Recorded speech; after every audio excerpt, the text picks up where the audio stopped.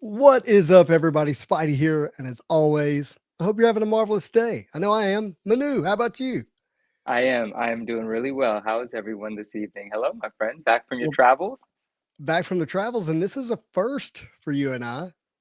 Oh, it's our first Monday ever. Dude, we're all over the map. It's our first Dude, Monday ever. first Oh, Monday yeah. Marvel show. We've been doing it on Sundays this year and had to move it to Monday because I was in Arkansas traveling with my family. And Yeah. the signal in the hills of Arkansas, not very good. You didn't want me to try to do the show while driving through that state last night. No, I'm happy with how this went. All of it. All right. We got to get to the comments here, and I want to celebrate a friend of mine here in a minute. But first of all, Cardboardology, how's it going? Hello, What's up, mates. Cardboardology? Oh, hello, mates. This is what I want to celebrate. True Blue Collectibles here says party time. Valor Comic Services hit 1,000 subs on YouTube tonight. Valor Congratulations. Valor is a buddy of mine. He lives here in West Monroe, and he's my comic book presser for the most part. Mm-hmm. And he does submissions to CGC. He's submitted some cards for me. And Mm-hmm. he's a genuinely good guy. Loves to take care of people. Very, very Yeah. sweet. Very, very kind. He's like me. He collects Marvel Legends, Marvel cards, and Marvel comics. So we have a unique little bond together there because we got, we all three of those together. Mm-hmm. He's a little bit more of a DC fan than me, but I give him some grace for that. He likes those golden age books, the big boys, right? He likes the heavy hitting books. Like he's a historian when it comes to the books, for sure. For sure. And he was either the first or second subscriber to the Spidey Hits YouTube channel. And his channel hit 1,000 subs today. Super pumped for him. That's really beautiful. Yeah, congratulations. That is substantial. And he does Yeah. amazing work. So all around So congrats to him. if you love comics, Marvel Legends, Marvel cards, go to Valor Comic Services YouTube channel. Check it out. Daniel Dunn is his name. Awesome guy. And that's what we were celebrating here. That's what True Blue TBC was talking about. Brandon was talking about. I'm gonna say something corny and it's not gonna be that funny, but when he achieves a grade bump, does he ever Uh-huh. say hashtag Daniel done it? Well, he oughta. He oughta, right? Yeah, yeah. Daniel done it. Let's do this. Let's do it. Daniel I Dunn, am I D&D. am a all right, good. As long it seems like it's been received well because I was ashamed of myself for having said it, but it seems like it Here's landed, what so that's good. this is actually an accomplishment for me because you're like grade A cool, right? Wear Uh, sunshades in the building, kind of cool. okay, Here thank you you. are dropping dad jokes with me. Yeah, I love dad jokes. Man. You think we got along so well from the beginning for nothing? The universe Uh, knew what it was doing. no, it did. All right, let's I get to some love it. hellos here. Yeah, let's say hello to Constantine, everyone. cheers to you, my What's up? friend. Derpa What are you derpa drinking doo. tonight? Hello. Oh, oh, you got coffee in there, huh? I have I gotta. coffee. I'll tell you what I'm drinking. I'm drinking Yeah. Starbucks Veranda Blend, where all the real coffee people are going to be like, I can't believe you. It's a K pot or K cup, whatever it's called. It's got some Hell yeah. creamer and it's got a Velociraptor on it. I'm glad that was a Velociraptor. For a moment, I thought it was a Texas Longhorn, and I was about to get really confused Is that a because sports just team? the What's tail it? looks like the Oh, horn. I see it. I The got you. horn. Yeah. No, it's a Velociraptor. I've got the T Rex one to match. These were gifts from someone that's still dear to me, but no longer in my life in that capacity. But cheers to everyone. I hope all is Cheers to well in everyone. everyone's What world. is Yeah. your favorite dinosaur? It is a Velociraptor. It grew up being a T Rex, but I think the Velociraptors look cooler. They have a better proportion, a better silhouette. Their face is awesome looking, and Yeah. its Velociraptors are my favorite. When you have a twin brother, one of the things you do is play dinosaurs. Like we would Oh, pretend we were dinosaurs, and I yeah. would pretend I was a Bronchiosaurus, and my leg was the tail, and I'd whip around and hit him as a T Rex. I It's a love lot of it. I love it. I fun. love it. That is fun. Yes, Alonzo, what's Derpa Derpa up? Deuce. Oh, so yo, Alonzo. Oh yeah, we gotta start at the top. We Alonzo, do, hello. Swami. Swami, Yay! what's up? True Blue Collectibles. Hello, hello. Hey, yeah, I hit the auto today on the Unbound. That's what he's giving me a congratulations Oh, for. So thank congrats. you. Very nice, very nice. Really fun. By the way, go to Valor's page and you can probably watch the Unbound. Those guys opened up all those cards today on EPAC. I sent them the video of my opening because I wasn't able to join, but I Mm, bought 4 packs And in the 4-packs, I hit the base, the rainbow, the canvas, and the auto back to back to back to back. Whoa. I guess you could possibly ask for a better assortment, but you really can't ask for a better assortment out of The 4 only packs. better assortment you could do is The the sketch sketch. card, of which there's 1, and the printing plates, of Yeah. which there's 4. But honestly, if I'd have hit the sketch or the printing plate, I'm just selling those, Yeah. which is fine. That's part of it. But what Mhm. I'm collecting is the base, the rainbow, the canvas, and the auto I sold to recoup my money. So it's perfect. Uh, what do we call that? A straight flush, a royal flush? Like, what is that? It's just a good 4 day. of a I don't know kind. what to call that. 4 of a kind. There you go. No. I love it. uh, Yeah, very nice. Hand 4 letters. How's it going? Hey, what's going on, my friend? Hello, hello. Yeah, everybody give Valor some congratulations. If you grinded to Big love. 1,000 before subs, let me tell you, people don't just give you a sub. No, They'll watch man. your stuff, they'll like it, but the sub is kind of a sacred because you have this thought it's going to like dictate what your feed is, right? So you're kind of Yeah, careful with it. you And guard I that. respect that. I respect every single sub. And to get to 1,000, that's why I told Valor. I said, "Man, think about this. There's 1,000 people that are inviting you to invade their life on a regular basis because they enjoy what you're doing. And I think that's Hmm. special." You said it, my friend. Mhm. Absolutely. Very, very. Chris is here. What's happening? Hello from Chris, what's Oz. up? Hello from Where's Oz? Oz? That sounds cool. I want to go to Oz, Is that technically in Kansas? maybe. I don't No, we're know. not in Kansas anymore. I bought some shiny red slippers today, Is that a whatever they're joke? called. Yes. Okay, got it. Franz Romans countrymen, lend me your. Oh wait, this isn't Shakespeare show. West No, Coast. we Hey, do. thanks. I'm late to everything. Boom, boom. We're on Yeah. Kevin's. Hi, Kevin. Kevin, hello, Kevin. How's it going? RMS collects. My man. Oh, Yeah. he's got some. Well, I'll let him share. He shared some stuff with me in the DM today. Really cool stuff. Big success. Cheers to you, my friend. Cheers, man. Congratulations. All right. This was VP Mm. Trading Cards. You saw it. Oh, let's talk about his page, my friend. First of Unbelievable. all, okay, VP trading cards. I'm going to give you all the love in just a moment, but I want to take a second because I'm going to give you all the love. But Justin, that was just Yeah. so nice the way that you did that video. I love that so much. So Well, thank that you. was beautiful. And I don't think you could, I mean, we have a lot of friends with amazing pages, but VP's page is a cut above, man. And so, like, well chosen, well displayed, and just I applaud you for doing that. Now, VP, your page, I mean, Yeah. dude, I don't remember how long ago we connected, but I've been blown away with your page from the beginning. The dedication it takes to create the visions, the visuals, have them This just doesn't happen on coordinated and accident. look. No, man, like it's Uh, really impressive. You're the man, dude. Can we start with just Gem Mint 10s? Yeah, I yeah, mean, these are autos. We got a Gem yeah, Mint 10 auto from 2013 retro, Gem Mint auto 2015 retro. Unbelievable cards. They're in the 90MU style. They're homages, yeah. right? So they have that sports card 90s baseball vibe and feel in the PSA 10. Mm-hmm. But the way he Mm-hmm. has it curated on this page here, and this is Alex Ross art. He's obviously a fan. Alex Ross Venom here. You got the Bagley signature with almost a full body panel of Venom. Yeah, yeah, yeah. Dude, And I then you get love that animated card the so much. animated Venom. I love that so That's much. That card an is so acetate sick. card at a PSA 10. I don't think I knew. Maybe I have some remembrance or memory of it somewhere, but I don't think I knew the Fox set, the animated Fox set, had an acetate insert. I didn't even know that. Yeah. Like, what a sick card. Yeah. Forgive me for being distracted and going to eBay here in a second. Then we get Yeah, man, for Magneto. sure. And I love the images he's choosing. The characters are Mm-hmm. pretty squarely in the middle panel, right? Yeah, And yeah. here Magneto's like he's calling forth his two cards. One is a platinum portrait, and the other one's a planet metal, like they're metal, Right? and he's calling them to himself. And this is a gold out of Oh, 15. I that's mean, really good. these are not base cards.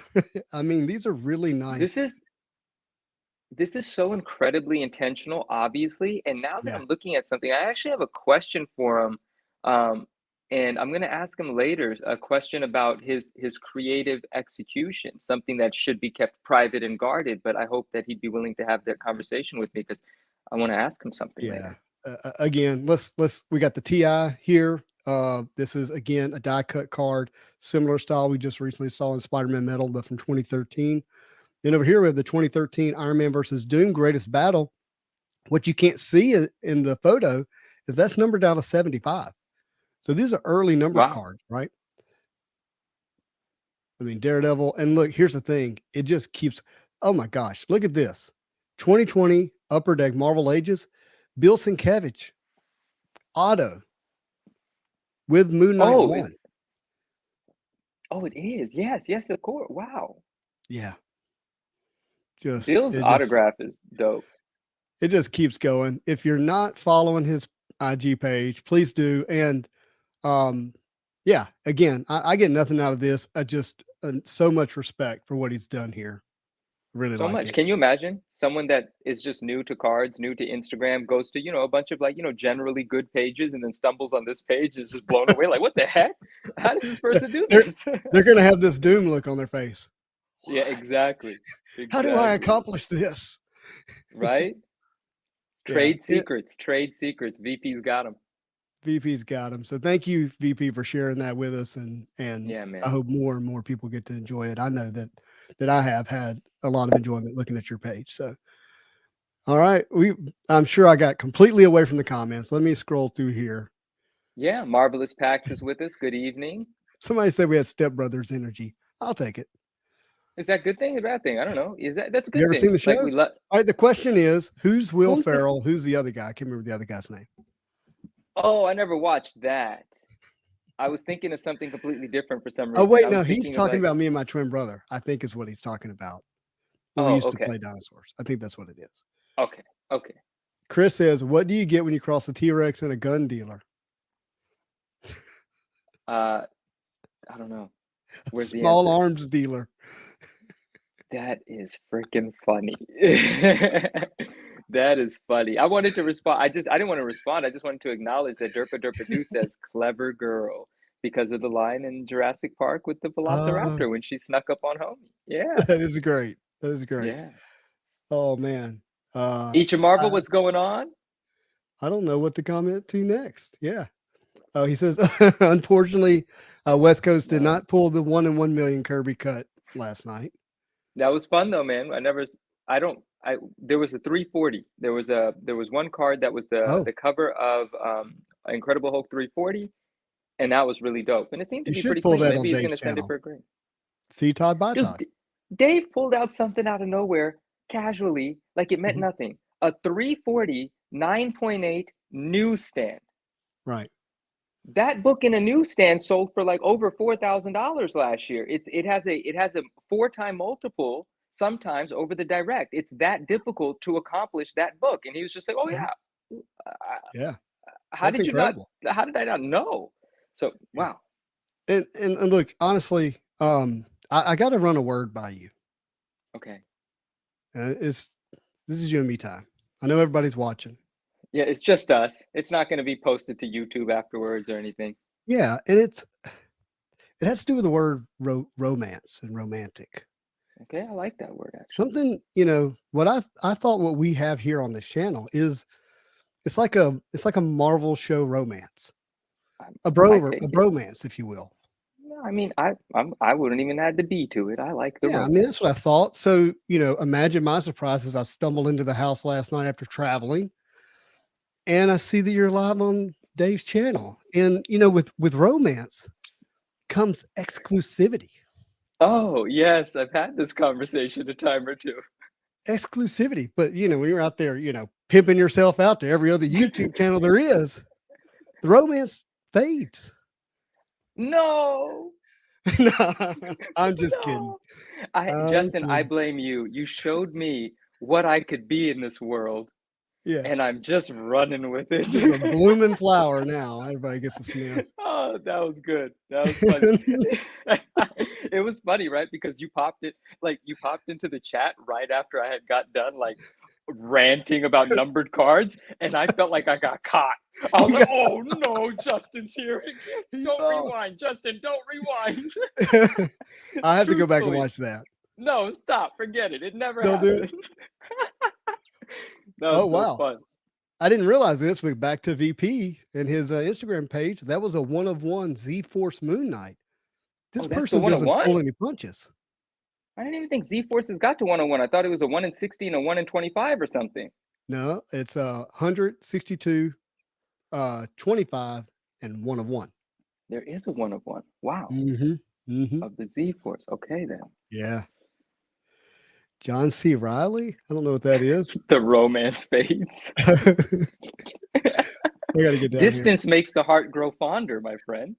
Yeah, that's true. That is true. Marvelous says, all I have in this world is my balls and my word. I don't break them for no one. Right. Words to live by. Absolutely. Joel says, marvelous day from the Philippines. Hey, what's up, Joel? Nice. That is awesome. Yeah. Very cool. Wait a minute. Here, Justin and Manu are like MJ and Pippin. Me and Manu is like Rodman and Rodman. Rodman and Rodman?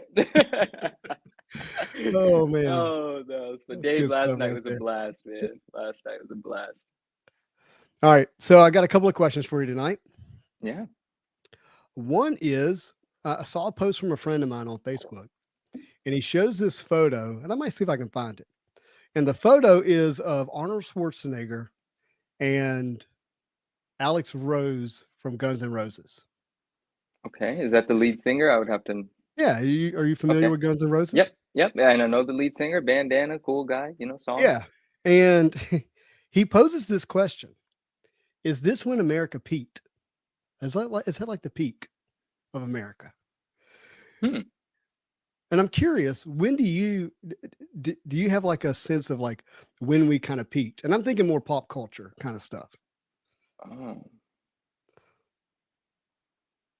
No, I don't have any sense of it, actually. I mean, would you say it's in the 90s or now, or?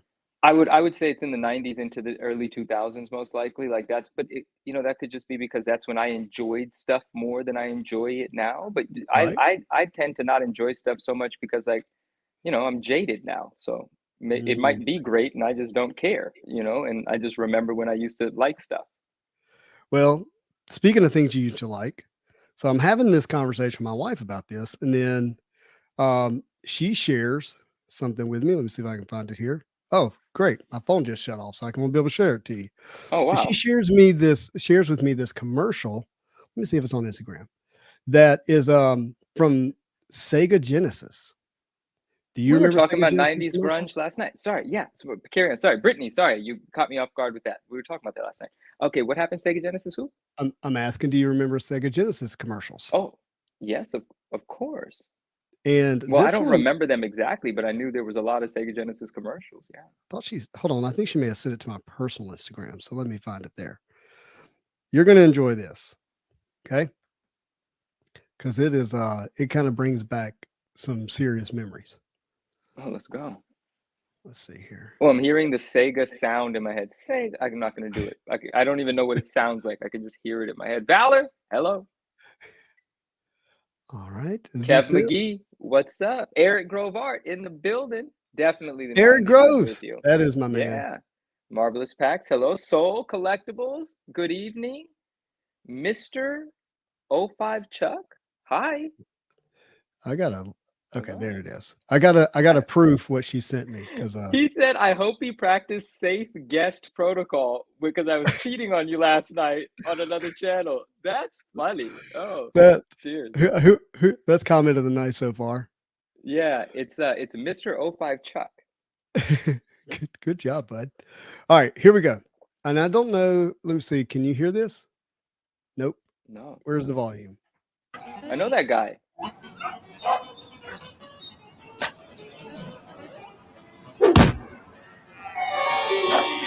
Whoa. Color.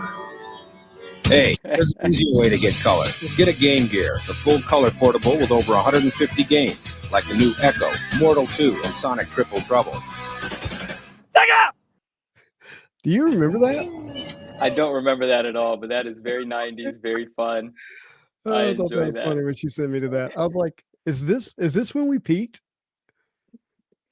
Is Maybe. it 94 with we had color Game Boys and Marvel cards and we could like I don't know. And I think Come home to Saturday morning X-Men, and then afternoons we had Spider-Man and Power Rangers probably. and the corruption was disguised from us. Like we didn't blatantly know that our hobby was being manipulated and it was about to crumble 2 years later. Like, Right. we didn't know any of that was about to happen. We were just happy. Yeah. Apparently The this is like ignorance of the someone I'm supposed to 90s. know. Ethan Suplee? Say it again. It is Ethan Suplee. Who is Ethan Suplee? Haha, it's a schooner. Oh, homie, the guy from the commercial. No, we I mean, missed a lot of comments over here, but it's okay. We'll get back. But there's just some really funny stuff. Like A. Banffy Andrew says, in some countries they take his hands. I think he's still talking about me cheating. Mr. Locknett says, you think you know someone? Like I'm getting beat up over here. Breach of contract. Man, loyalty is dead, Kev McGee says. You know, and Kev McGee was with me for the 4.5 hours last night in Dave's house. Man's loyalty is dead. Way to throw me under the bus. Surprised you didn't even ask to do it on my channel. Goodness gracious. Just feel used. So funny. Oh my God. Exclusivity. I have a big I respect exclusivity a lot, but only I guess in certain contexts. Yeah. Mm-hmm. Yeah. You ain't put a ring on this finger?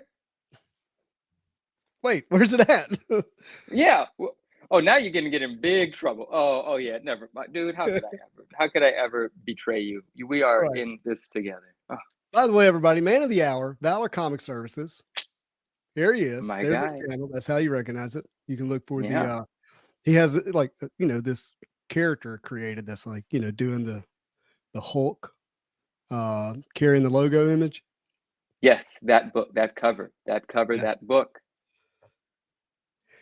Eat Your Marvel says, LOL, love how Justin misses the first Marvel show ever and everyone gets mad at Manu. I believe that's called gaslighting. Wow, Eat Your Marvel, what a great point. And I just let it happen.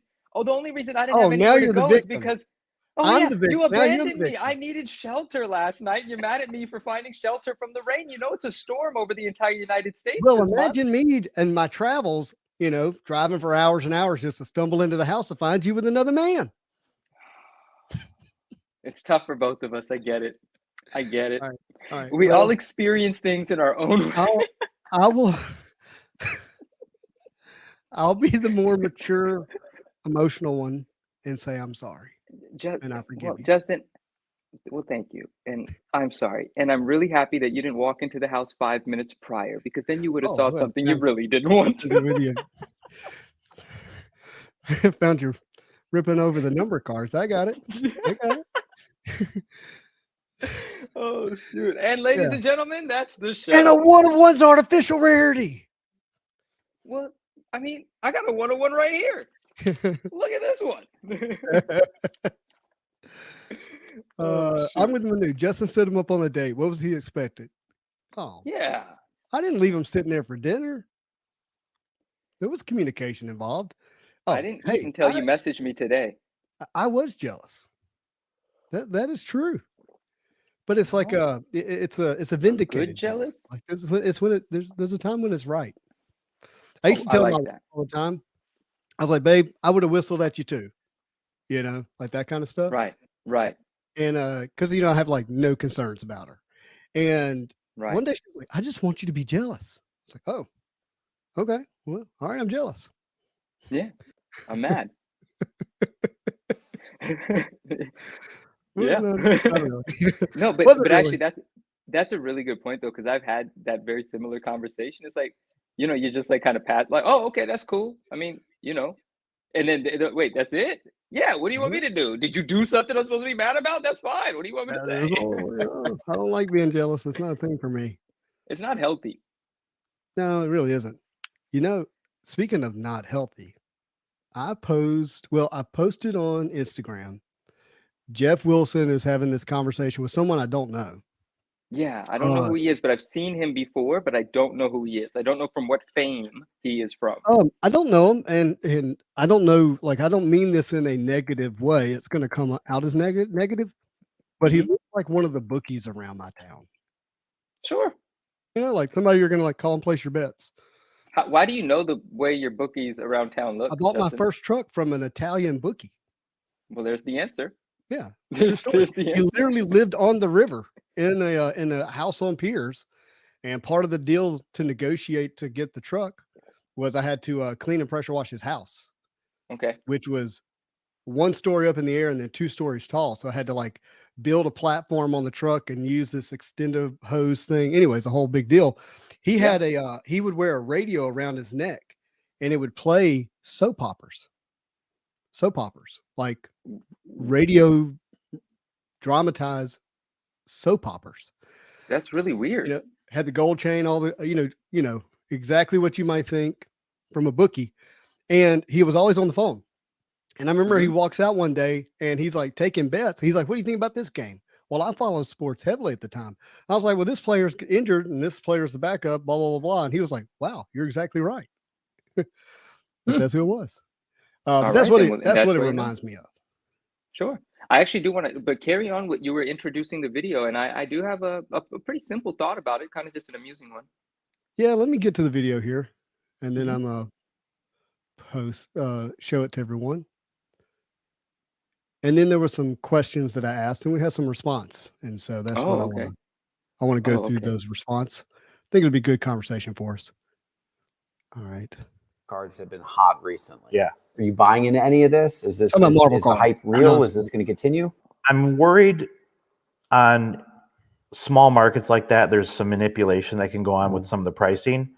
So that's the negative side of it. The positive side is I think it brings in some people that we never would have got into the hobby. So maybe they start with Spider-Man cards and then they realize, you know what, I am a baseball fan too, and then start buying baseball cards and other sports and stuff too. So it's, to me, it's a gateway drug. Almost anything in this business is a gateway drug. So, and my kids now, my boys are 4 and 5 and they just love superhero. So we've been starting to actually buy some of the stuff and I'm getting into it a little more. What about Marvel? All right. So let me take that off. So that's the real, Yes. right? So Yeah. let me hear your thoughts about it first. What are you thinking? I mean, what I just thought was fascinating is sort of like, well, first of all, conversations that are happening have changed, and that makes sense, right? Like the environment has changed, so the thought process of the conversations and the sort of ideas being discussed have changed. But I thought it was kind of interesting that they're talking about Marvel cards as an entryway into sports cards. And from like my experience, it was like sports card people, finding Marvel cards because they already lived in cards. I don't know a single person that's into Marvel cards and that says, "Oh, baseball cards exist." Like, where were you, under a Marvel rock? Everyone knows sports cards exist. Marvel cards are not a gateway to sports cards. I just thought that was amusing. And it's interesting the way that the dialogues have shifted because of the environment at the moment. Yeah. So that was my initial thought. And I haven't fleshed it out, but that was amusing to me. I'm with you. It was like, hey, you're going to ask me about something I don't care about. I want to push it towards something I do care about. Oh, wow. Beautifully said. Oh, wow. That is what happened in that clip. Yeah, that's all I heard. That was it. But it was, what do you think about it? Coming from someone who I guess he, I don't know enough to speak about him, so forgive me if I'm wrong, but it sounds like he makes a living buying and selling sports cards. He did make an interesting point that his kid is into superhero movies and they're buying some sports cards with his kids. Thought that was interesting. But Marvel is actually contradicting me with a valid reason to contradict me. So who's this? He says, when I was a kid, I started with Marvel, got to the 6th grade, and it wasn't cool to collect Marvel, so I switched to sports. And I think in that context, I think that makes a lot of sense.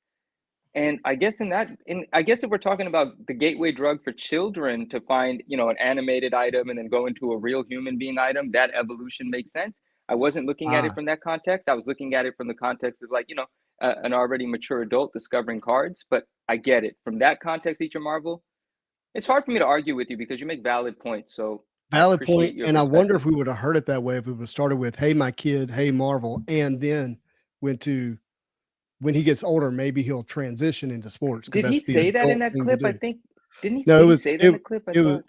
yeah, it didn't progress that way in my mind. Maybe Okay. I'm wrong. Okay. No, Um, well, I felt it the same way you did. So maybe if I digested it differently, it would have hit me differently. But you and I were in alignment with how that resonated for us. appreciate each Marvel bringing that into context there. Yeah. Constantine says 92 is my gateway drug to 2016 Marvel masterpieces. Facts. Facts. Kids today are starting with Pokemon, not Oh, Marvel. he said, are Marvel cards the candy cigarettes for sports cards? Dude, based on that clip, yes. That's a problem, actually, because that's just the negative connotation of the whole thing. It's like, oh gosh, Bishopism, what's up? Howdy. Yeah. Swami says Pokemon was my gateway drug into Marvel. Right, and that makes sense. One of the more popular IPs in the card world, leading you to a less Yeah, known it feels one. like you're digging down. You know, you're going into layer and layers and layers of trading cards, and then you go, oh wait, there's Marvel. Yeah, that's what it feels like. Yeah. But I did want to get to some comments, and I do have permission to quote these people because I do have a lot of respect for Okay. what they say. This one's from our friend Brian from Marvel Cards Up. He said it's actually quite the opposite of what I feel. With sports having a larger market and manipulation being on a much wider scale, it allows those to leave and come into smaller, more fun markets. For example, Marvel. I know many sports sellers who PC Marvel now. The more people that come and grow into our genre, then the much higher demand we'll see because of lower print runs and product availability. And then he went on to say, market size is a big factor in this. He believes that sports has about 2 million plus collectors, and in Marvel, we barely break above 50,000 members. That feels too high to me, but you get his point, right? He said with just 1 or 2% of sports migration, the supply would be wiped out for Marvel cards. He says, heck, I'll even throw, he said he'd jump on the show tonight, and we might do something like that later. But so I thought his comment was really interesting. Anything you want to respond on that one?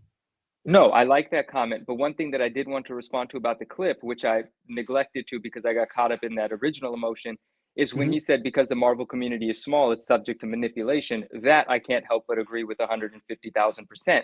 But his motivation for saying so might not have been the purest, but I still agree with the fact. And that was from that clip. Yeah, there's no doubt. And there's no doubt that it is a small pool. And the smaller the pool is, the easier it is to manipulate. So that makes sense. And let's define manipulation here to some degree. And I'm not going to give it a perfect to definition. some degree. No. My extent was, hey, this amount of ahead, money is going to funnel into it, and it's going to create a shift or a difference in the hobby. And then if you have low print run stuff, it's easier to do price manipulation. Something as simple as posting a fake sale is there. You go. 100%. You know, if you've got 10,000 people involved in the trading day to day, and you got 1,000 people that see a post on someone's page and the post is a lie, you have moved the needle. It's that simple. Yeah. It's definitely something that is an issue, and I think creates concern for people who do want to migrate over because they just don't know if they can trust the prices. All right, we got another one here. This is from a guy named Cody Gatlin. Again, I have permission to share.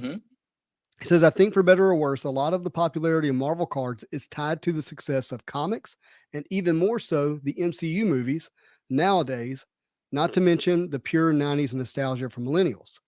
And I see a huge dip in the quality of comics and the MCU movies and comics right now.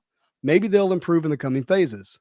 He goes on to say, even more fascinating to me to consider is why have the movies and shows and comics seemingly gone down in quality? But that gets into a whole touchy, subjective, controversial, social, politics, economic factors, wokeness, Disney, Marvel, all that kind of stuff, and how they attract and maintain their talent. So he thinks that the success that Marvel Cards has or is having or will have is connected to what's coming out from an entertainment standpoint, whether it be the comics and whether it be the movies. What do you think? You don't watch the movie, so you have nothing to offer. Yeah, no, I have something to offer. The thought that I had was quality. No, I know, but in terms of like the physical product, quality is down because people are accepting of it. Bottom line, you stop buying it, they'll give you something better. I love that. I don't think Marvel card collecting is significantly tied to the movies.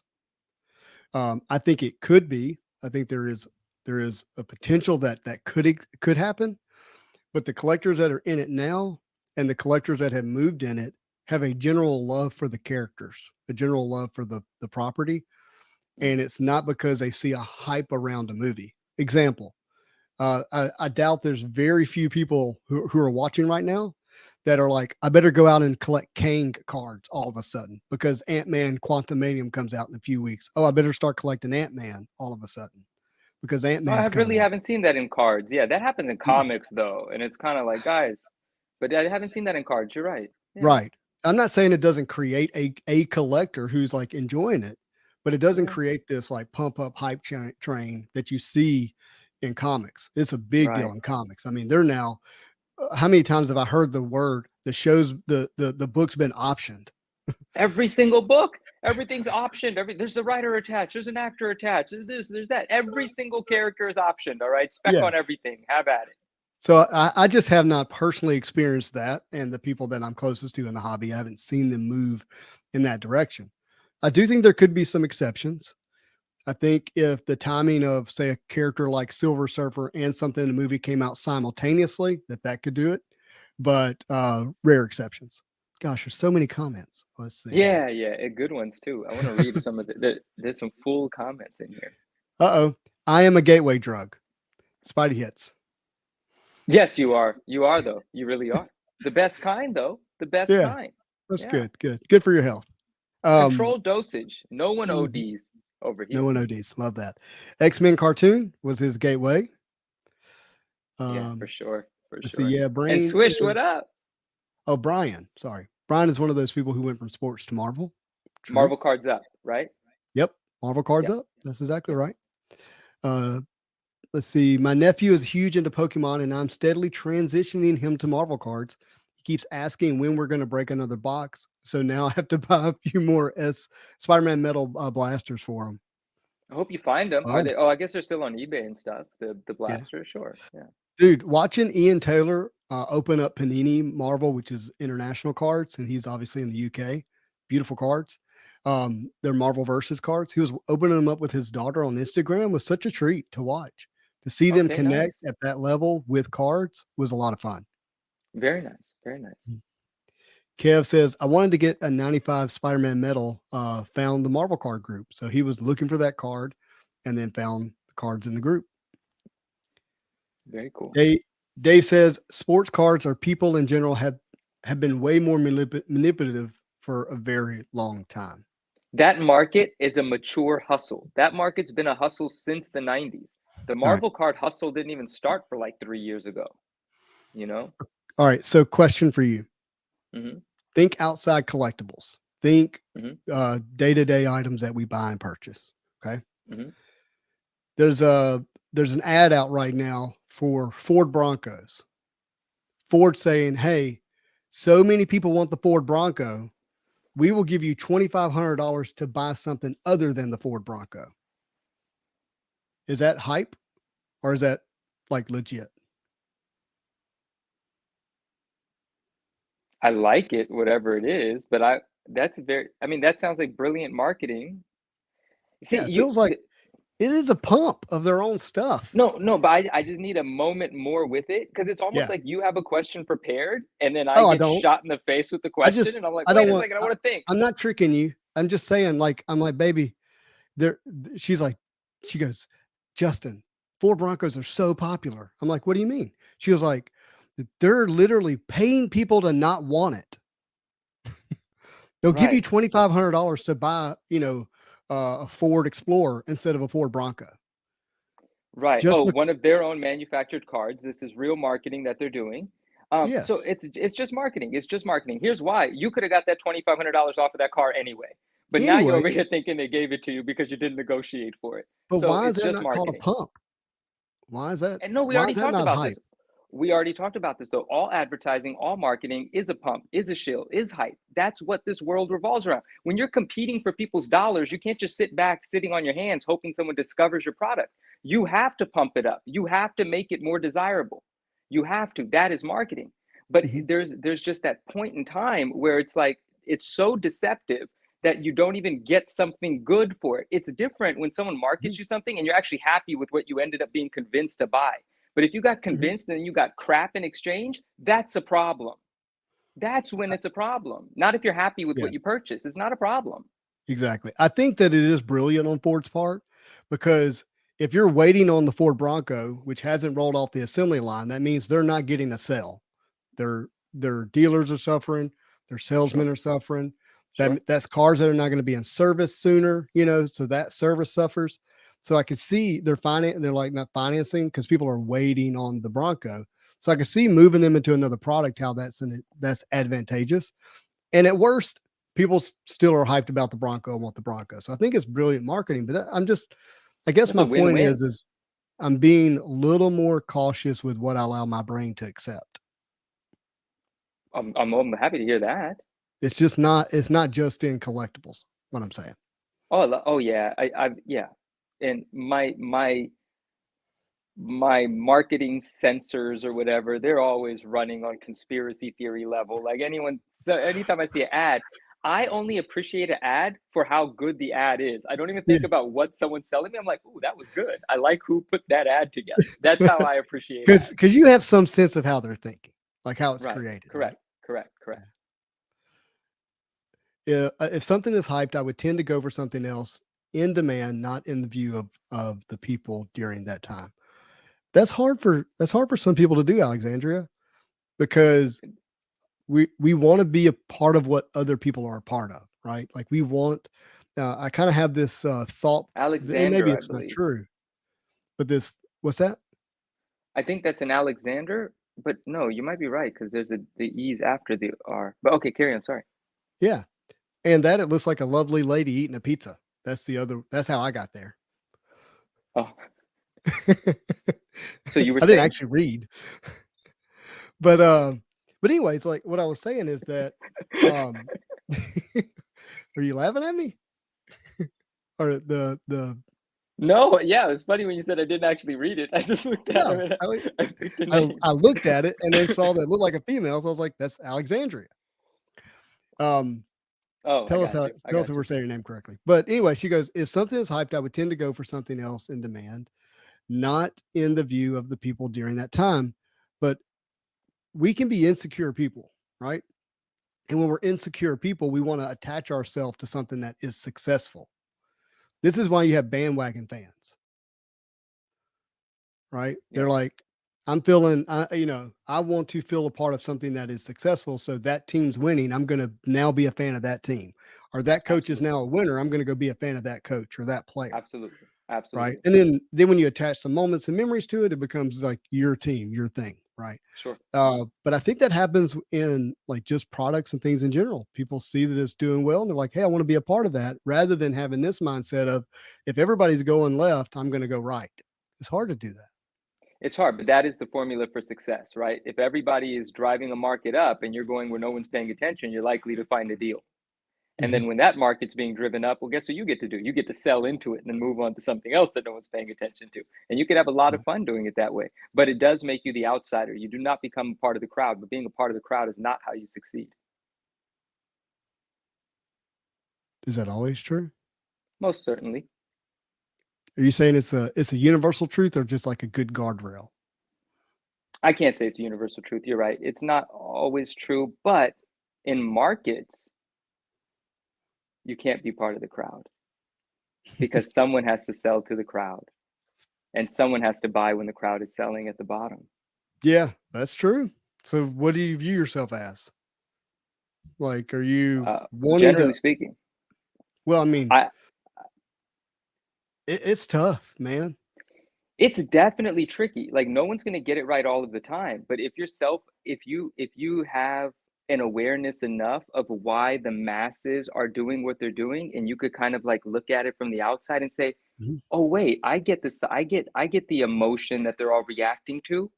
Let me now take advantage of the fact that everyone's blinded by this enthusiasm. And where can I position myself to take advantage of what these people are blindly doing? If someone's blindly throwing money at something, I want to be the one casting the net and catching the money, not someone throwing another wad of dollars at whatever the nonsense is. So even even I will try my best in most scenarios to be on the outside capturing Mhm. whatever everyone else is letting go of, right? And be that money or be that the product, because they're scared it's going to go lower. It pays to think outside of the box, and the Mhm. box is like, you know, the status quo, the Status quo. majority. Yeah. Yeah. Cardboardology says only dead fish go with the current. Whoa, It's whoa, deep. That's deep. whoa. So, all right, question for you then. Um, you've said this publicly on the show, so I can say it. Okay. You recently purchased the Fallout 4 newsstand variant Yeah. at a record price. Yeah, and that is obviously not going with the crowd because I paid more than anyone had ever done. And so I set that new standard, and I'm going to, if it remains a 9.4, I'm going to lose a substantial amount of money. None of what I did with that book was what the crowd would have done. There was me Okay, and a so I'm few not other thinking people.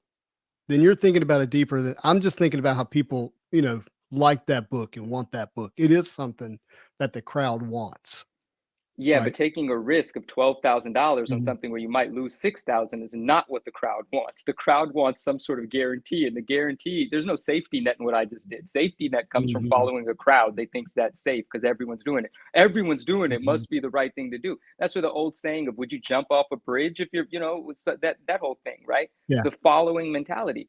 I have taken it upon myself to be my own leader in that regard, knowing that I can lose $6,000. There's a high Mhm. likelihood that I will lose half of my investment. The crowd would not have done that. You know, So I that's how firmly believe you're that. so it's not just hype around the item, it's also how you approach the item, is what I'm hearing you say. Yeah, absolutely. I think Mhm. absolutely, absolutely. Yeah, coins A to Z. Yeah, it is a lot of money, and I could lose it all. And you guys, I mean, not all of it, but you'll hear about it. We're gonna make content out of it one way or another. It's just the beginning of the year. One win is not the Mhm. last one, and one loss isn't gonna. Well, hopefully, it would be the last one, but it won't be the last shot we take. Yeah, no, we're gonna keep shooting shots. I'm No, but just Eat Your Marvel said no. And Eat Your Marvel said, like, when is it good to go with the crowd? And when is it good to go with the crowd? Like, when is that the right thing to do, or when is it advantageous to just be mhm. amongst the people that are following someone that's leading the way? Yeah, I mean, you almost have to know the future to be able to give it, and that's why I'm wrestling with it. I do agree that you have good, guardrails of saying, hey, if everybody's going out, you're going in. Everybody's going in, you're going out. Like that makes perfect sense. I'm in just about anything you're buying. You're selling when they're buying. You're buying when they're selling. The old Warren Buffett model of Yes. success, right? Yeah, a friend of mine said today the market's scared right now, and I was like, yeah, but the smart money is buying when the scared people are letting go of stuff. Yeah, and I get that, and so, but the conversation is around hype, and so when people are excited about something, and just about everybody's rushing in. So like, let's say early last, summer, Spider-Man Metals released and pre-ordered. Everybody who knew about it wanted to be in on the pre-orders.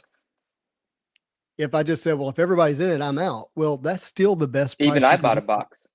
Well, no, I'm talking about 2021, not 2022. When Mm, when box prices were mhm, 230, 250, $270 then, where I got most of my boxes at. mhm, mhm, Like that was a good time to go with the crowd. mhm. At peak price of 700, bad time to go with the crowd. Does this make am I making sense? So I still think there's still some intelligence and some work to be done around judging when people are going in and when it's hyped or when it's just the right time to do it. Yeah, I think everything is Mhm, nuanced for sure. mhm, Every situation is going to have its own differences. But then mhm. even in that Spidey metal, like I kind of think though I wasn't there when the pre-orders first started, so I don't I remember what know. that energy was, you know? I Yeah. just remember the the excitement leading up to its release and the box prices being Mhm, five something and then everyone hitting e-pack. And from that scenario, what I said stands true. You would have been better off not being a part of any of that, waiting 2 months, and then quietly buying whatever you wanted on the market. But then I When guess if people you're were looking, selling, not buying. exactly right.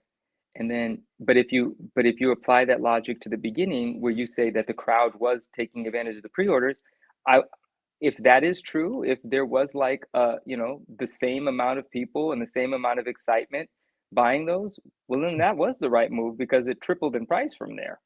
Yeah, it's just not always easy, but best practice is what you said.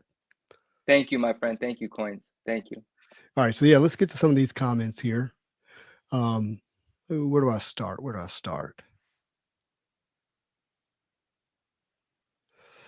Vision and conviction are key. Yeah, totally agree with that. Dave says, I do as much agree. as I want to see Todd do Spawn, Spidey, did you read the new Batman Spawn? It was unintelligible at best, writing wise. I had no desire to read it. I don't even know. Unintelligible is a word? What a cool It word. works. I like it. So I still like, how do they even come into the same verse? I know they did it previously. It was an older famous cover with Batman and Spawn on it, jumping off the Yeah. gargoyles. Yeah, they but did I it still twice, Spawn and Batman, actually. do they? I still don't understand how that storyline comes together. I'm perfectly fine with it just being a cover, and then the story is something totally different on the inside. Like I don't need this story. For me, I I don't was think this. reacting to the covers. I thought the covers were cool. And Yeah, then I saw yeah, the Barnes and Noble's exclusive, and I love Barnes and Noble. They have a really warm place in my heart, Barnes and Noble. So I was so excited to see that. that's awesome. Yeah, I wasn't they got me. particularly moved by the covers. They were okay. Well, I'll tell you what, I haven't purchased any, so that goes to show you that I only appreciated them, but didn't feel like I needed them. Mhm. Yeah. That very much. A lot of the stuff Todd does now is like it feels exactly what we're talking about.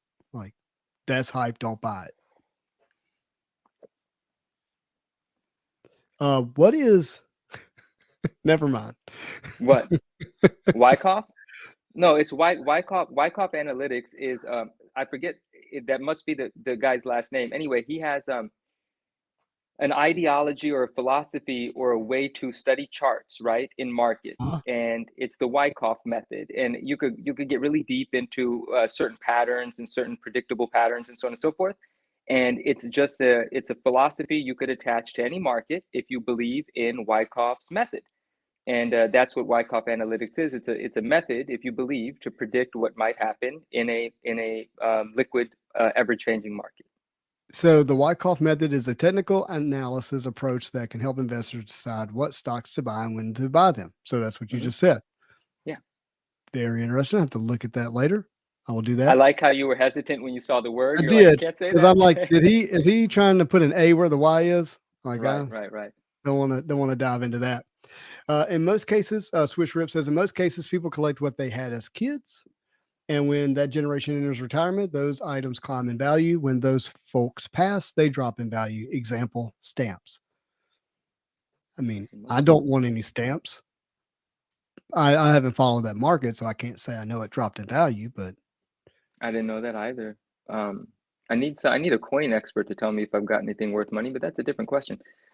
Are my coins worth money? Isn't that funny? Because they are because of coins. But wait a minute. Pawn Stars Chumley is ripping a box of 92 masterpieces on Whatnot.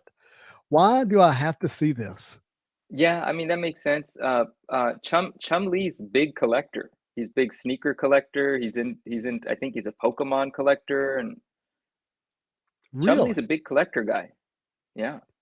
Hold on. What is my login? A Banfi, Andrew says covers were weak last week. He's saying those Batman Spawn covers sucked. That is interesting. Let me see if I can pull up Whatnot here because I'm curious about this. I just sit on Although the he side and probably take has notes music. from the crowd. Knowledge is key, and as a collector, you take it all. What is Chumley's what is his Whatnot name? Marvelous Pack says Chum. Well, that's bigger than Lala. I agree. There it is. Good night. He has 29. 1,000 If you're, followers on whatnot. yeah, I mean, he's a big deal. If you're interested in the Wyckoff method, ask yourself if it would be shared publicly if it was effective. It's a heck of a cool. Eat your Marvel. I'm picking up what you're putting down there, my friend. Picking up what you're putting down there. I wasn't listening. I'm sorry. I'm still No, captivated. this is brilliant. No, you continue being captivated, but I'm going to read this. Well, that's not going to work. I need you to not be captivated for a second. Eat your All right. Marvel. This is food for thought. He says, if you're interested in the Wyckoff method, ask yourself, if it was effective, would it have been shared publicly? Oh, you're talking about one of these secret society codes that. Yeah, he's saying, if it really was a way to predict what was going to happen, people would keep it secret, right? Yeah. And but the Wyckoff method is from way back. The homies, been doing stock market stuff for a super long time and turned it into, a system to make money, even if it works or not, because he's teaching people how and getting paid for whatever. I really don't know what I'm talking about. But the bottom line is, eat your Marvel. I love that thought. That was solid. That's a solid thought. He's got graded 90s Marvel on his channel right now. Oh, you gotta love that. Hey, that card. What grade is that? Yeah, What grade is the look Venom? at that one. Oh, great. I love They're both nines. of them. They're not 10s. I still want to know what that 9 does. The 94 universe does. I still want to know what it does in the auction. I can't hear. I don't want to turn on the volume. What Yeah, because now? he's got What music now? playing. He's got music playing. I don't want to get the stream blocked. Don't want to do that. Yeah, bigger than Lala. He technically is bigger than Lala. That is true. He's more relevant, I'll tell you that much. I mean, in this space, no disrespect to Lala. She's accomplished a lot. She's a hugely accomplished person, successful, all of that. I'm more of a subscriber to the Manuminati method. All through your body. Dave, you're the man. Postage stamp market dropped significantly in the 80s, but it had a bit of a rebound in recent years. Cool. Better than a Jusco painting. What's he referring to? I go to the post office every day. Well, except for Sundays, except for only Sundays. Oh, I have a Jusco painting update. Sorry. Oh, okay. I'd love to hear it. And it's just part of the process. They all know me there, but it's still, they're so used to saying after anything, is there anything else? Would you like any stamps or anything? And my answer is always no, right? And so today, I played a trick. I was like, yeah. And she's like, what? And I said, wouldn't it be funny if one day I actually did say I needed some stamps? And I said, if you ever get any Spider-Man ones or something, I'll take them, like Marvel, And she goes, oh, like Batman and stuff? I was like, no, Marvel. She said, Marvel. I don't know the difference. I said, if there's a spider on it, set it aside for me, would you? That's awesome. My pop says he thinks that Chum Lee's mostly into Pokemon cards. That makes sense. I heard that. Leon, what's up? Yeah. Hey, I've heard that. Diversified Collectibles says, show your coins and I can tell you if you have anything. And yes, stamps did drop in value since the 90s, but the difference is comics and sports cards have multi-generational collectible potential.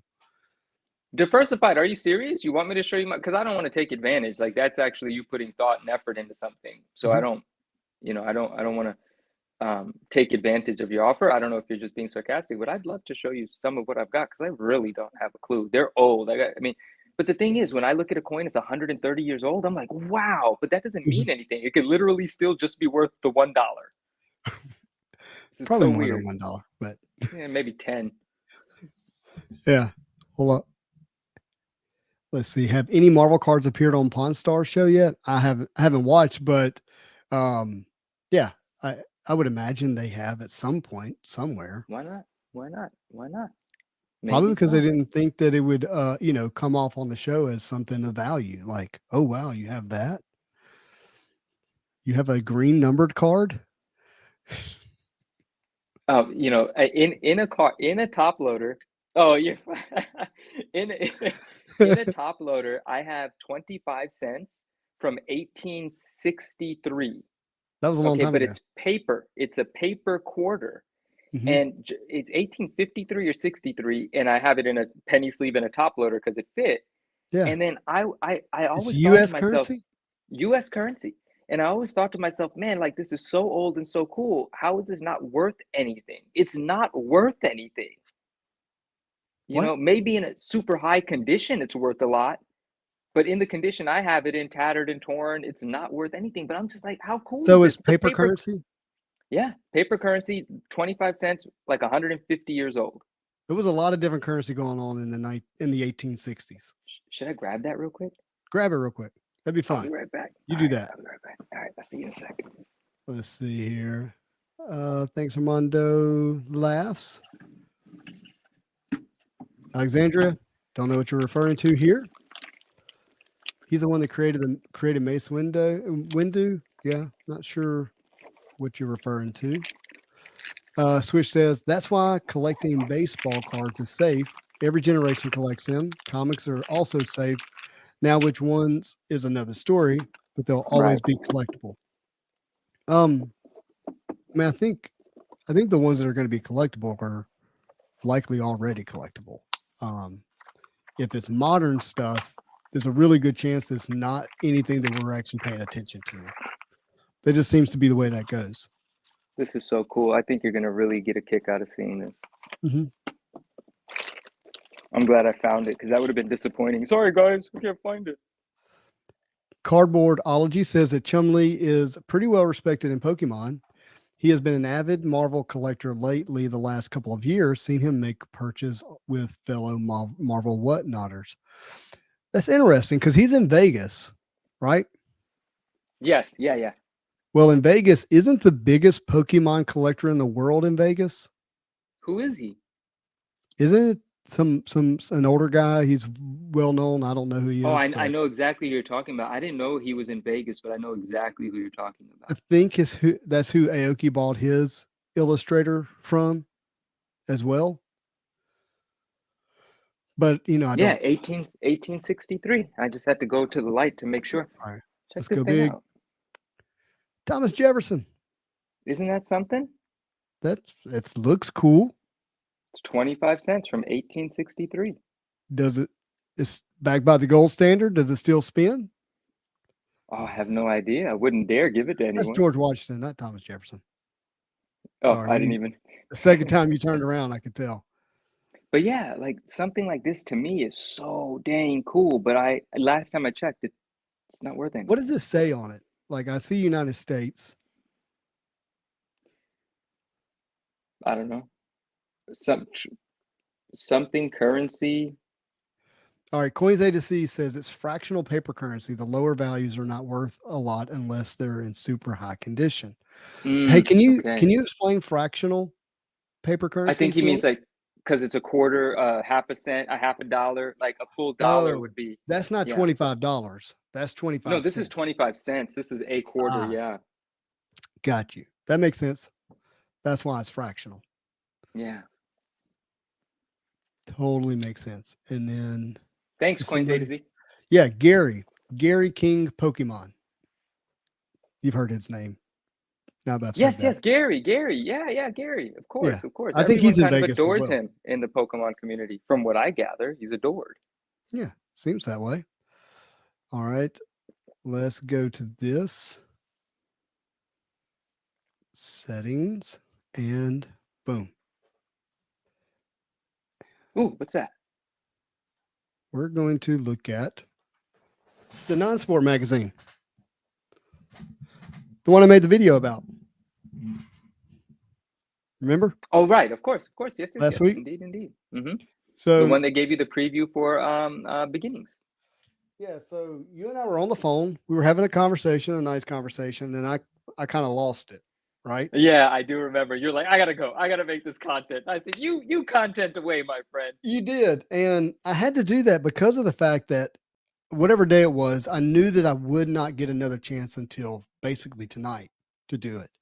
So, and I had to rush because I hadn't really planned to do any content that night. But what I saw was this at the bottom. Is that focusing at all? Yeah, it's clear. It's very clear. I saw the Queen with Steve Ditko's signature next to it. Yeah. And then I saw Marvel Beginnings Volume 2. When I saw that, I was like, bro, I got to let you go. Oh, yeah, that's what you saw right there. Because I remember you mentioned Queen, and then I couldn't believe it. And then I start turning the pages, and I see this, Spider-Man. a point in time. And start flipping through it. So I'm gonna flip through it with everybody here. Coins A to Z, that makes a lot of sense. He said, you know, the condition, just like cards and comics, makes all the difference. And it should be very easy for me to understand and accept those terms. Yeah, keep man in the comments for me because it's behind my head, so I can't see it. West Coast says that does make sense. It does. Ryan says, I can't believe this magazine is real. It's very real. I get it every 2 months. Isn't it funny? Yeah. So look at this article in here.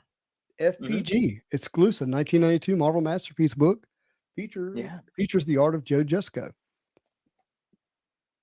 So that was featured in here. They did not mention the Spidey Hits channel running the randomizer.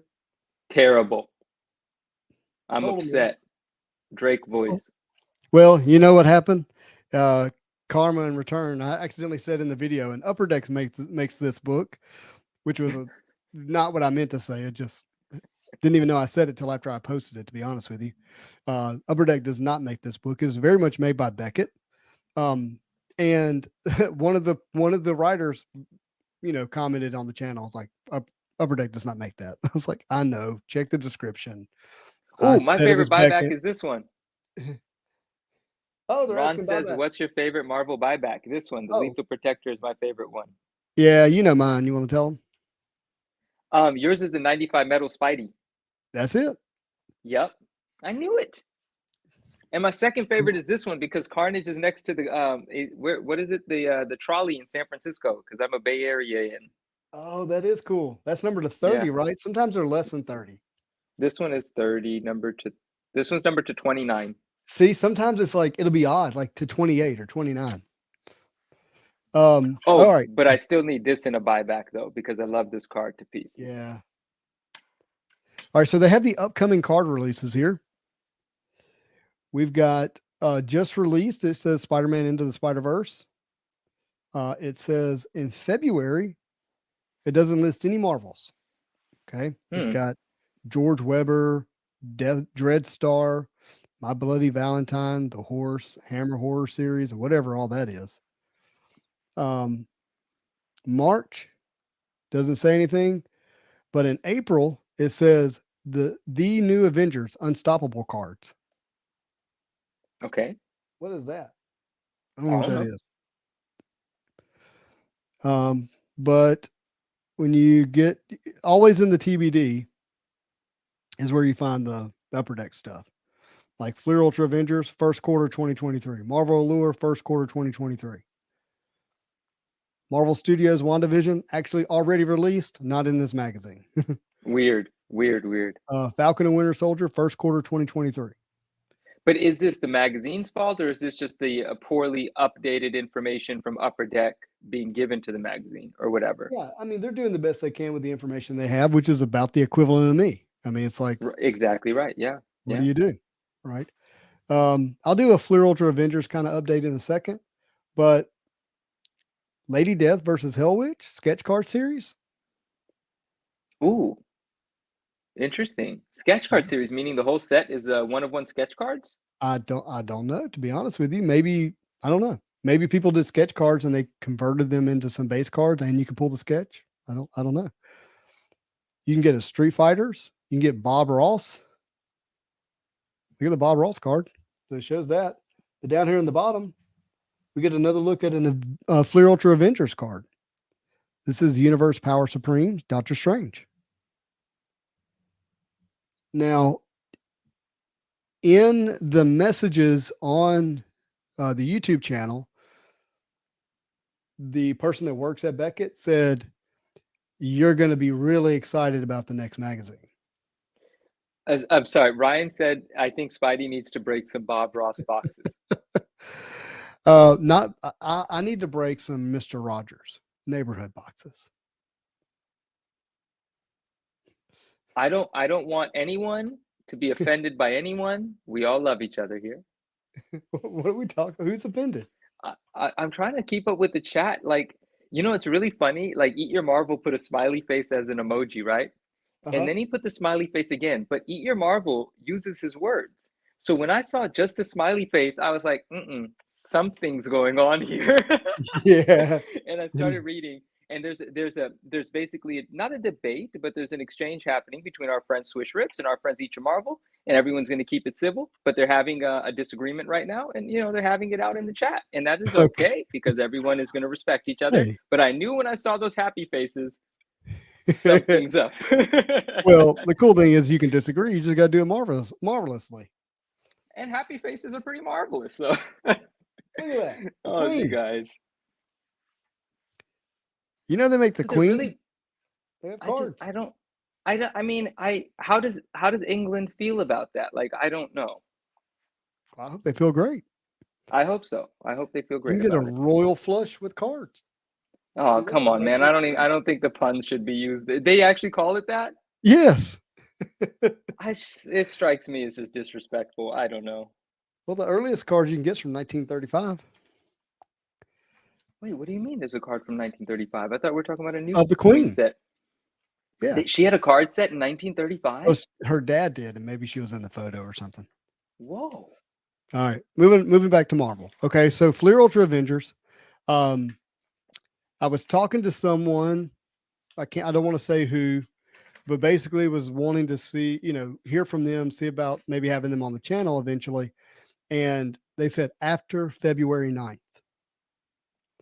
On top of that, our friend Tom Fleming, who's already been on the channel, who did art in Fleer Ultra Avengers, he made a post. He said, "Hey, I think we're going to get Fleer Ultra Avengers earlier than we anticipated. Right now, the anticipation is February 24th. Other person says they can speak to me after February 9th. Sherlock Holmes, what are you thinking?" I wasn't listening. I'm sorry. I love you very much. I wasn't listening. I heard you talking, but I was reading the chat. All right. I'm having a conversation about when we might get Fleer Ultra Avengers. Yes. Right now, it's set per, Dave and Adams, Blowout Cards, Steel City to come out February 24th. Okay. I'm talking to someone else who's connected to this set. I don't want to give a name. Mhm. And they said they might come on after February 9th. Mm-hmm. Okay. Mhm. Then Tom Fleming, who also did art in the set, made a post publicly and said, we may be getting Fleer Ultra Avengers earlier than we think. So I'm Okay. asking you, Sherlock Holmes, given that information, those clues, when do you think we're going to get the set? In the middle of those two dates? So I'm with Alberto here. Alberto says the 15th. I'll take the 15th. Why not? Okay. So Alberto has information I don't have. Last I looked, which was probably last Thursday or Friday, Dave and Adam still had the 24th. So they've moved it up 10 days. So I think that's it. I think Upper Deck sometime after the 9th is going to publicly say, here's the checklist. Cards are being released on the 14th. And then boom, it'll happen. Or the 15th. I'm sorry. I think he corrects it to the 15th. We'll look at David Adams in a minute. Oh yeah, he corrected it to the 15th after that message. Yeah, you're right. So that makes a lot of sense. That we're going to get a little bit early, and I'm excited about that. That date works for me. Because we're going to be in Atlanta this weekend. We got content to make around that. Marvelous Pax is hilarious. He goes, I try to keep it marvelous, but I'm not in the Discord because I am old and I don't understand Discord at all. And I was going to agree right away. I was going to be like, that's me too. But then I was like, wait a second. Marvelous Pax plays with NFTs all day. He's dealing with stuff that none of us understand, and he does it all day long. So he could definitely take on Discord if he wanted to. If you wanted to. Yeah. All right. So this was the actual 2-page spread that features the beginnings, and you can watch the video to get kind of more of the details here. Yeah. But still pretty cool. I just wanted to get just to hear your voice talk about these autos, particularly Ditko. And when I'm looking at this Ditko, this is showing Amazing Spider-Man number 9 with Electro. Dang, that's number 9. That looks like a really sort of like slender rendition of him, but I guess maybe in 9 he was like that. Well, Ditko drew him a little slender. Where okay. Oh yeah, actually right. Those are the Ditko eyes. There's no question. Those are the Ditko Spidey eyes. There's no question. Yeah, I got you. Kirby, did a thicker version on the cover. Yeah, right. But Right. then, Ditko was doing covers, and then when Ramita took over, we got the bulkier Spider-Man. But Correct. Yeah. but they're showing a Spider-Man 9 here. There's a really good chance that they put a sticker on an image from Amazing Fantasy 15 Right. Yeah. because he did the interiors, Correct. And he did the rejected cover. which I like, actually, the rejected Me cover. too. Me too. Me too. I do. But These are exciting autographs. I like autographs that have like super, super important people on them. Those are exciting to me. yeah. Scandell, what do you think about this Ditko signature? Scandell's with us. What's up? He just popped in. Nice. I'm excited about this. I don't know how difficult it's going to be able to hit. Let me see if I can read here. If it's going to give any of the odds. If it A gives the Ditko odds. autograph has to be very difficult to hit. If it's not Well- very difficult to hit, that just doesn't make sense to me. All right. A confession. Is Steve Ditko still alive? I don't know. I don't keep track of a lot of things, so just forgive me for not knowing. But I'm saying yes, he is. Somebody let us know in the chats. Do a quick Wikipedia search. Yeah, West Coast just told us, wait, that's a new set with Ditko out on a sticker when he's for years now. This he makes passed it away even years more ago. valuable. Well, that's just. But what I want, how did they get it signed for the set? What is exactly going on here? So they just have a bunch of stickers laying around signed by him, and now they're Right. just throwing it on sets. And then who Okay. benefits from this? Is the Ditko family getting money? Is there a Ditko, charity? What exactly is happening here? Because I don't really like the idea of selling that. He died in 2018. Ditko is dead. You heard it here first, everybody. Oh my goodness. I'm just kidding. But did he just sign a bunch of stickers and Upper Deck has been sitting on them? Because if he passed in 2018, unless it was like tragic and all of a sudden, like that means they got him before 2018. I'm boycotting Upper Deck. Or maybe the family had them. They've been sitting on the stickers and they just recently, let them go. I don't believe that. This is just corporate greed. What? The fact that they own the stickers? I mean, yeah, but it's just in such poor taste. It's just in such poor taste. But maybe I'm just looking at things wrong. Again, I have to remember, just because I would do something differently doesn't mean the world agrees with me. If that All were right, my so- company, I'd be like, that's something we're not going to make money on. Thank you very much. So I'm opening a box of beginnings. I pull the Steve Ditko. What should I do with it? You should sell it. I mean, what do you want me to say? It exists now. I don't know. If somebody, I mean, I'm just having an emotional reaction because like I didn't even know he had passed away because in all honesty, in 2018, I was not in the hobby, so I was not keeping up to date on things, and also I don't really do golden age books, so it's not like I know everything about it. And just finding out that he's passed away and this set is yet to be released, and it's just like, well, it wasn't signed for the set. They were there with the intention of being used. They didn't use them up until 2018, and now they're going to profit from it. So Just does this seems a mean little. are you mourning Ditko at the same time trying to process the signature? I don't think I'm mourning Ditko. Rest in peace. That's sad to hear, but I'm not mourning him. I'm just like, man, if it were my company, I would not sell that autograph. I don't could know be. that I I would mean, go I there. could be not the majority here. It I could just think be. I think I the also way I don't would, eat meat because I love animals. I'm a little different. a little. We love you like for it, by the way. But here's the thing. Like I would ask myself, why did Steve sign these? Yeah, I get it. And you know what? And actually, payment was probably rendered at the time of him signing. See, so this is good. Like thinking it through is good because it's not as though he wasn't paid for it. He signed them because he was probably paid for it. So everything is probably completely on the up and up. And I have to have my initial emotional reaction and then come to terms with the reality and have an understanding of exactly what I'm feeling. And Blue Juju says here, Stan Lee's died.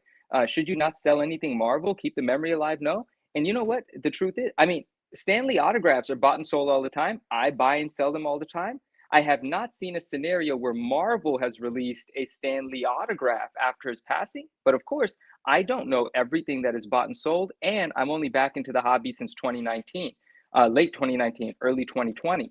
So, you know, if Marvel put out something new and it had a Stanley autograph on it, I'd actually have the same reaction. I've never seen that happen so far. I haven't seen Marvel put out something with a Stanley autograph on it. Obviously, that would have been signed prior to his passing.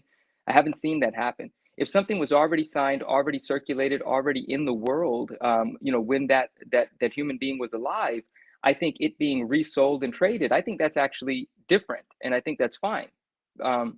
But again, I'm just starting to understand my thoughts live here with you guys. So, you know, as Justin would say, give me some grace, let me process, and maybe I'm completely fine with it. But my initial reaction was, yeah, why would you do that? I mean, I respect how you went to, hey, show the man some respect first, and then was like, okay, let me process. You know, maybe this is what he wanted. Yeah, perhaps, you know, and then when I thought about, hey, he got paid for it when it happened, that kind of changed everything for me. Once I had that thought, I was like, oh, well, that's fine. The obligation has already been done. I'm going to give some respect potentially to Upper Deck here. All right. And here's how this is going to go. Upper Deck, they've obviously had these stickers. Maybe they just acquired them, but I'm going to go with the assumption that they've had them. Okay. Okay. They could have shoved them in just about any product that's been released since, you know, they've acquired them. Say they acquired them, you know, 2016, 2017, something like that. Yeah. But they didn't. They waited until Marvel Beginnings was released again. And this is actually pretty important because Marvel Beginnings is it's more of a truer comic book set. It is the beginnings of Marvel. Yeah. Right. It's built around that. They could have shoved it in Spider-Man Metal and just stuck it in one of the comic cuts. Right. But they didn't. They waited for a comic book centric set, like Beginnings, and it does feel like it belongs here more than another set. And for them to sit on it that long, I think is, you know, it's commendable. It's what's the word I'm trying to say? It's commendable. Respectable. Thank you. It's respectable. That they didn't just milk it in some cheap way. They Correct. waited for a respect. Like, this is Beginnings, just like you said. This is celebrating the older books, the beginnings. And I think someone said here, Chad said it's actually Silver Age, because I think I was saying Golden Age, and Chad is correcting me there. Which I have no problem being corrected, because really I don't know when Silver and Golden stop and start, so I appreciate that. It basically, I think, starts right at 61, 62. Like, it's like starts with Spider-Man. So it's like the end of and beginning of, but Dave and Chad know better than I do. But look, it's the golden age for you and me as Spider-Man fans. You know? Yeah, you know,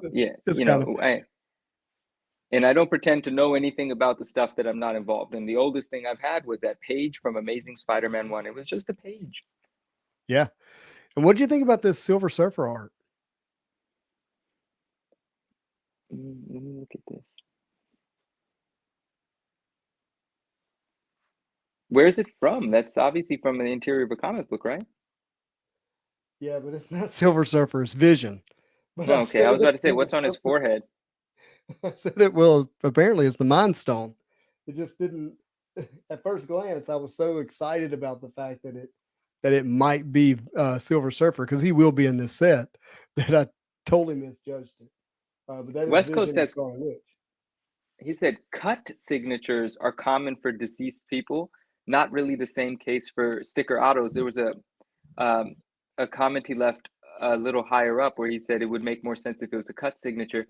And I've never heard of a cut signature. So that is taking something that's already signed and cutting their signature out of it and then applying it to a different product. I'm assuming. That's my assumption. You see it a lot with the presidents that go into trading cards. You see a lot with Babe Ruth. Everything that you can pull of him signed was cut out of a paycheck, a signed check, a signed letter, a signed something.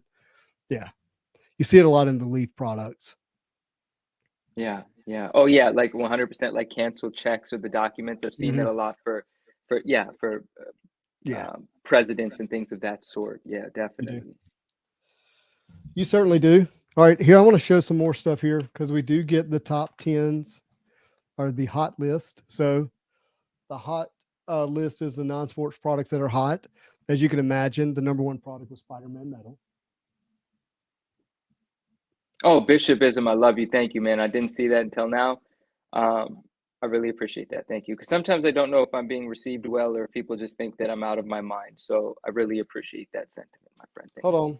We got big news here. Breaking news, everybody. Scandal Cards and Comics is opening up a 2015 retro box tonight. you. All right. What time? We'll end the stream. Let's go. It's a big box. I'll meet you guys over there. We have 100 people on the show. Why don't you just open it up here? Scandal, I think that's a really good idea, and I think you should. I think you should hop on over here to the show. To be honest with you, let's do this. Let's do I this. think I can connect your channel. Let's see here. Yes, Scandal, I can add your channel. Do I still have it? Hold on. Everybody, just like West Coast said, he wrote "rip it here." Let's hit. I'm gonna write it. You know what? I'm not gonna ask anyone to do anything. I'm just gonna do what I'm asking people to do. We're gonna say "rip it here." Actually, Scandal, your channel is no longer linked to mine for some reason. And I don't think I can add it midstream. But everybody, if you're not familiar with 2015 Fleer Retro, it's it's a top 5 box in Marvel cards. That's for sure. Man, okay. That will cost you. I'll edit the video for you. How about that? Ooh, that's That a way you fair can post trade. That way you can post it on your own channel. What value can I add to convince him? I wrote "rip it here" in the chat. Hashtag rip it here. It's happening. It's happening. West Coast started it. We've got a few. By the way, an edited video will perform better than a live video. You know that. Yeah, oh yeah, exactly. Yes. By the way, I literally just told a man who edits things for a living that I would edit a video for him. That's funny. I wonder how he's processing that right now. That's funny. That's funny. What he's saying is he's like, man, I'm gonna have to edit it over after you're done because I want it done my way. He literally owns a company that edits things. He said, "K, sure, you have to send me an edit, okay?" So he is going to look at 100%. Yes. I will do that gladly. Let me Get send you up the link. in here. Diversified Collectibles, thank you, my friend. He said, "I love your authenticity, Manu, always keeping it 100. I appreciate you. Thank you." He does, man. Manu. Can you do me a favor, please? Where is Bishopism said if you ever needed a sign, I know it's like very weird that I'm reading this out loud, but it just feels good for me to hear it. If you ever needed a sign that Manu is a solid person, that was it. And I just love that. That's all. I just wanted to say it out loud because it makes me feel good. It needs to be said. People are going to listen and watch this. I appreciate all of you guys. Thank you. On that topic, what are each of your top 5 boxes? That's a good question. Ooh. While you do that, I'm just going to show this. Mine aren't fancy like your guys's, man. You know mine. They're $300 90s Spider-Man. Keep it real. Keep it real. Yeah, 94 Spider-Man Fleer, 94 Fleer Ultra, 92 Masterpieces, 96 Masterpieces. That's expensive. And add any 4th one in there, and I'm going to love it. All right, I'm going to show these sales first. So this is the hot list of like the most expensive cards that sold for non-sports. Number 1, Garbage Pail Kids. Whoa, I feel like we did this already. Well, this is a new episode. That thing's always number 1, though. The Garbage Pail Kids is always performing. Well, I don't think the Trump was number 2 at 11,000. I don't remember that, no. Indiana Jones at 9,000. Respect. Amelia Clark at 6,500. I like it. Star Wars Chrome Superfractor 1 of 1 signed 5,500. West Coast, I see what you did there. Manu is solid. He's not a liquid or a gas. And Diversify said, I see what you did there, West Coast. Scandal in the house. Oh, yes. What's up? All right, look at this Stanley. I got to show this first. Okay. Stanley Auto. 2,300. Where's the Stanley auto? That's right What here. is that? That's What is that card, by the way? Like, what did Stanley 2016 sign? Doctor Strange, Stanley autograph, Strange Tales, Volume 1, BGSH 2300. Wow. Yep. All right. Stephen guys. Candell, can you hear us? Can you hear me? I can. Yes, I got to indeed. switch my camera around. Are you from the Bay Area? Am I from the Bay Area? I am. I'm from San Jose, California. I didn't even realize that. Hey, hi, because you have a San Francisco hat on today, so I thought to ask. I'm a lifelong Dodger fan, but I also like the Giants. I know I'm complicated that way. Hey, it's good. It's good. I want to do some housekeeping real quick. We have 103 people watching here. If you're not following Scandell Cards and Comics, please do.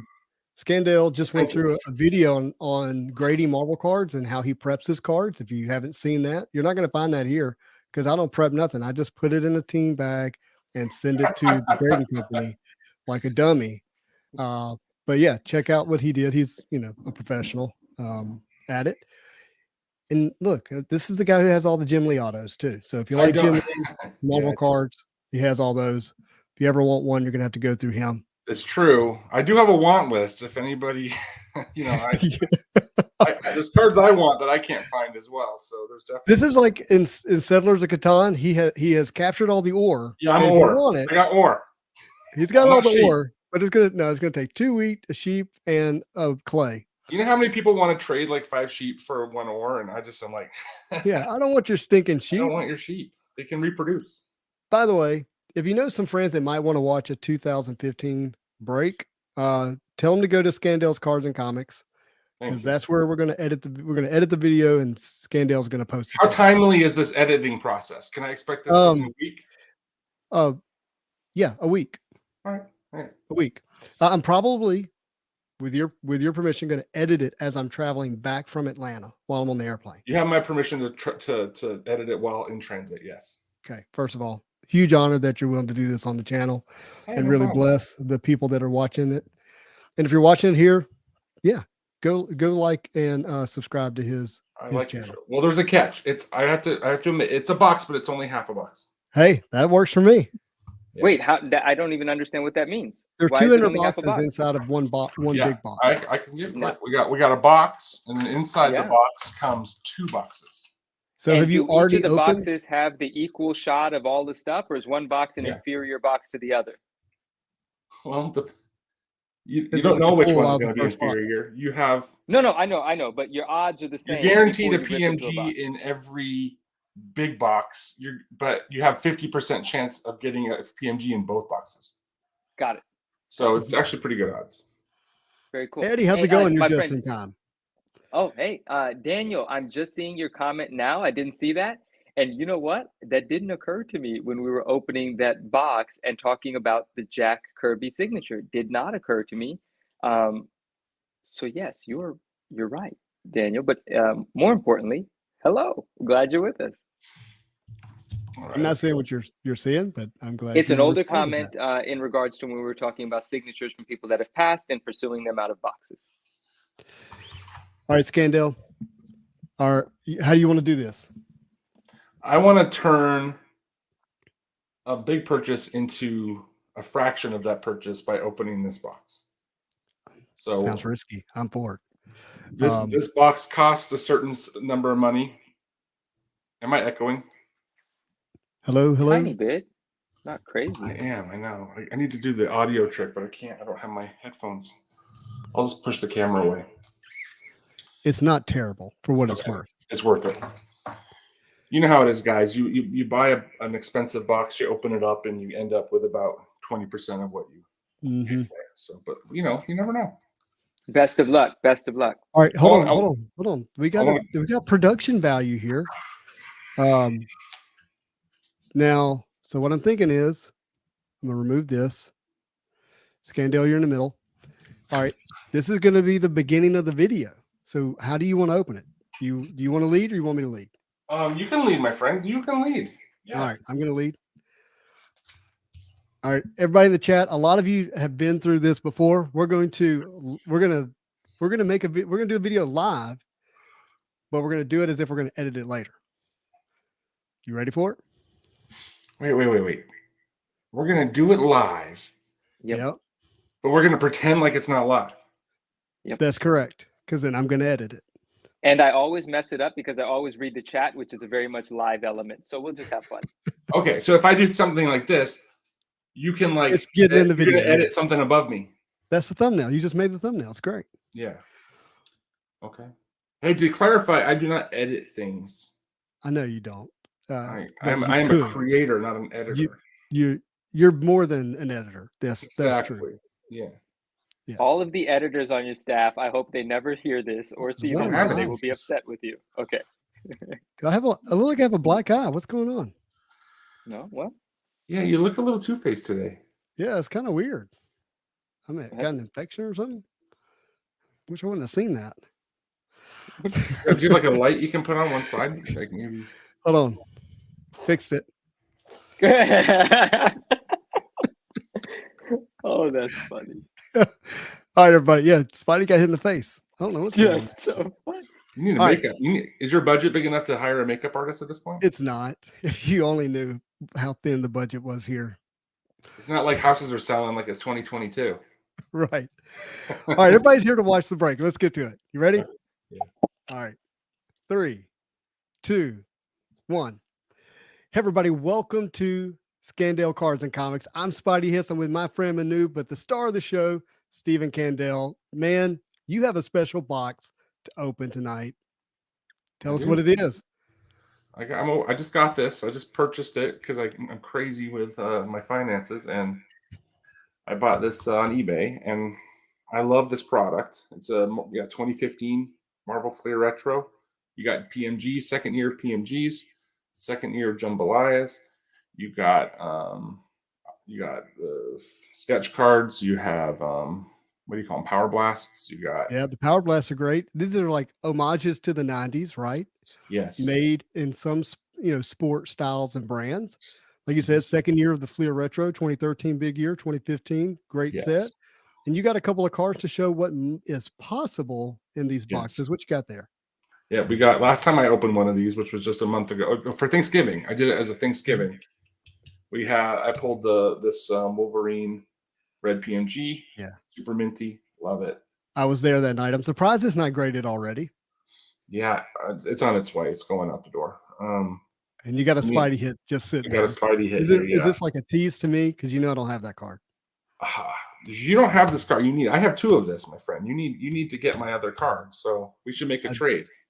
I do. I need to figure out what to get you. I'm really into Marvel Beginnings holograms right now. That's what I'm going for at the moment. Good. Those are fantastic. By the way, what does a box like this cost? Well, this one, man, you know me. I always edit like 20% off. I think I got this on eBay last week for $1,200 or $1,300. Just the one box? Yes. And how many packs? Remind us how many packs are in that box? There are I don't know. We got to rip it to find out. I think there's 5. 5, maybe 5. Yeah. I think it's 10. I could be wrong. And there's 2 autographs per box, which is cool. Man, that sounds fun. Yes. You know what I want you to hit? What do you want me to hit? A Spidey hit? I want you to hit a Spidey hit. Let's hope for a green PMG. That would be amazing. You guys ready to do That would be amazing. All right. Manu, are you excited? Yes, I am. He's about This to is my spend first $1,200 time. bucks. My Scandell, goodness. what happens when the seal is broken? What happens? The value's gone. Depends on what you hit. Justin, I got to tell you, I don't think that's sticking because every time you ask, no one quite remembers I your don't- answer. It's not true is the thing. I'm a big, I say I that knew too. the answer that time, but you had asked him, so I couldn't. I know. keeping it in a box is not an option. So The danger is that someone's going to say, well, that's more than 5. That's 10. yeah, there's a lot here, guys. I say that so that people won't just run out and spend $1,200 thinking they're going to, turn it into 24. Okay, we got a jambalaya, I think. No, we don't. Never mind. Sorry, this was just full. I see what you're like.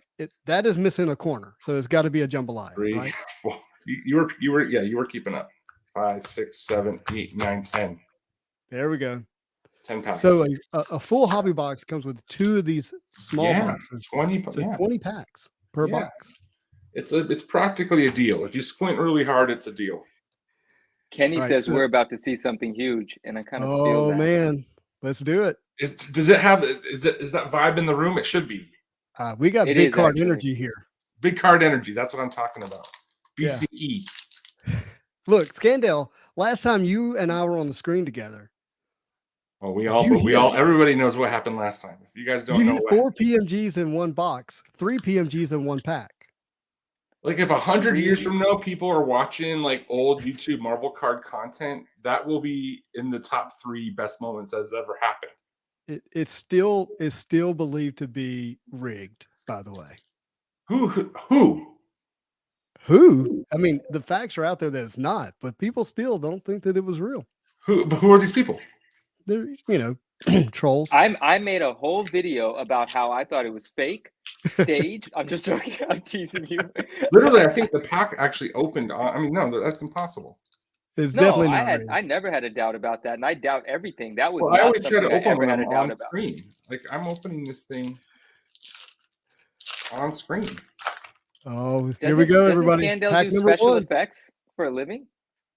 No, I do not. It's all in the editing. Okay. Okay. There's Guys, I Oh, don't yeah, edit. he creates, I edit. There Black we go. Widow. We got a 1990 here. I Oh, think. that's great. Yeah, I think that's a 1990. Here we go. Who is it though? Iron Man. Beautiful. Very cool. Is that the same suit of the PMG in this set? I think it is. Yes, black suit Iron Man. We got a power blast set behind. No, we got a medal. Ooh, got a medal. Red Skull. And I always like seeing these because you get to actually look at the background as opposed to the PMG, which, colors out the background. Wasp. Kingpin. I'm gonna There we go. quickly sleeve those. So Manu, you're seeing these not for the first time, but maybe the first time up close. What are you thinking about the art that's selected here? I actually think this set's super cool. I like seeing the retro looks. Like I remember the first time I saw a pack open, I was like, "What the heck is this?" It's like a hodgepodge of all different kinds of cards, and then I understood what the set was about. I'm a fan. Yeah. So Scandell, question for you. Why in the Hades has Upper Deck not made a retro set since 2015? I don't know. If you watch my last video, I coined a phrase, and this is synonymous with me. Upper Deck 2028. Wait for it. X-Men retro metal PMGs of Jim Lee's original 1992 cards. Oh gosh. Yeah. That's what Are we're Is that when you're CEO of Upper Deck? Like, is that? Yeah. No, that's just what they should do. Sometimes they get it right though. You never know. You never know, man. Are the metal and the 90 MU, are those considered inserts from this set? Yes, these are considered inserts. And the homage cards are not all, the same rarity. Some of them are more difficult to hit, and I don't remember exactly, but I'd have to check. But I think the 90 MUs may have been more difficult. I always open them on camera too. Okay, we got an nice. We got a 92 right here. There's your color. I love that. I already know what it is. All right. So we got a little bit of stickiness. So there's another card underneath that. Okay, we got. Dang. Gambit. Oh, cool. That's a great card. Yeah. And that's do the you already thumbnail for have the video that? tonight. Do I already have this? Yes. No, I actually don't have this card. That's great. And yeah, the thumbnail for this video was Gambit. Is that true? That's true. Yeah. And 2 Electras back to back. Oh, Scandell, can you show that last card again? What was that last? Yeah, one second. I'm gonna get to it. I just want Okay, cool. Thank you. to toss it. I thought you were putting it away. Great. Electra. What has she got in her hand? Looks like she has like one of those kind of like those are like blueprints or something. Mm-hmm. Some type Oh, of she has Oh, Hawkeye's quiver. arrows. It could be Hawkeye. Yeah, it could be Hawkeye's quiver. Mm-hmm. That's a great Gambit. Yeah, that's nice. Blue Juju, the throwback borders are fun. He says, I agree. They definitely are. Kenny G says Gambit is his fave. Yeah, no, these cards, Alright. the quality on these, the thickness, everything about them is a premium product for sure. So All right. That's good to hear. The chat It's- is tempting you too much, Manu. Oh, sorry. you're good. I'd be happy with. I'm just happy opening it. I missed this product when it came out, so Yeah. I just, I don't even want to think about what it would have been like today to open a product like Retro. Jeez. Nova. Yeah. Daredevil. That's a puzzle. That's a hit. That's a retro from 94, 93. I want to say 94. What is this But card? you haven't hit an auto yet. No. Ooh, Flare. Yeah, that's a flare. Enchantress. And Spider Woman. Awesome. I love the fact that there's 10 packs too. Jeez. You're 4 packs in. We're not even halfway. Yeah, that's a great card. 93. 93, Thank you. not 94. I was wrong.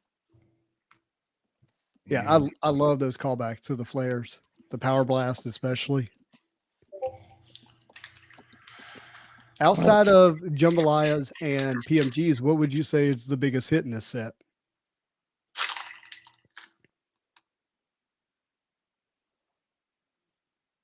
That's a great question. Mhm. Echo. I don't know.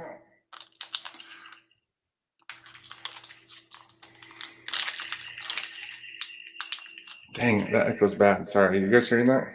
Yeah, Mhm. but we're all right, man. All right, good. I just don't want to annoy people.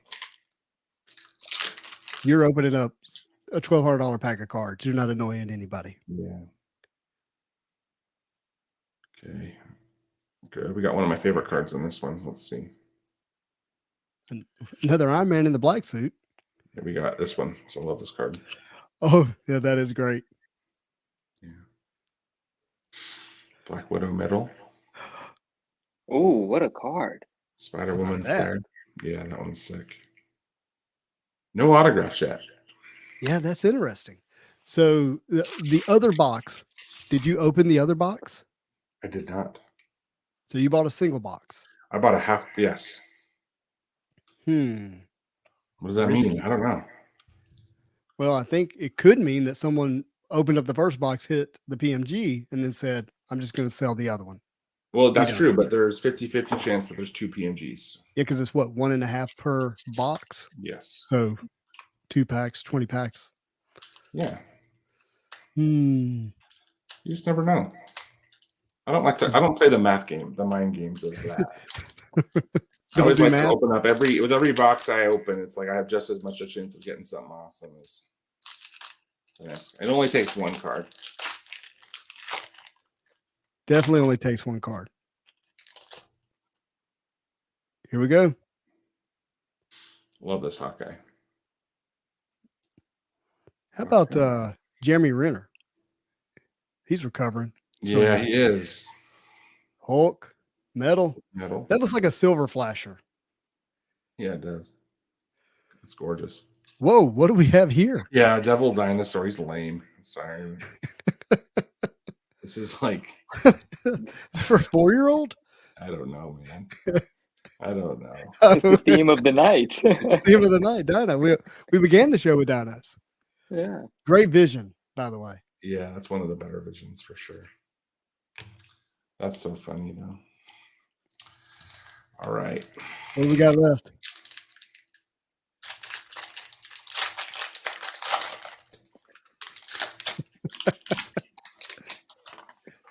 You hit a Charizard. You should have did total Charizard energy whenever when you hit that. That'd be great. Wolverine. Sorry, I was stuck here. Wolverine. Mystique. Autographed Star-Lord. Okay, and that's Bagley. Yeah. You got a Bagley auto. That's great. What's funny about that is I actually the last one I need of this. I need the 1990 autographed Star-Lord and that's the last one I need to finish that set. Wow. And and I hit this one, which is the wrong Star-Lord, but still cool. Well, maybe you can use it to acquire the one you need. Yeah. Dr. Rock, Daredevil. And Daredevil. It's true. Yeah, maybe I can get it. I only need one more of those. I mean, I love completing sets, man. I love set collecting. I like insert set collecting, you know? I think that's a great way to collect. Obviously, character collect, set collect, insert set collect is just one of the better ways to do it in this day and age because it's so difficult to master collect any modern set. What do we got here? Let's see here. Okay, we got another Okay. 1990. Ooh, what if it's an auto? What if it is? What if it's the Star-Lord auto? Did you just set it to the side? No, I just took the top Enchantress off. You got to keep up, bud. Oh, you just slide a hand. Slide a Right? hand. What are you talking about? I just threw in an insert just because.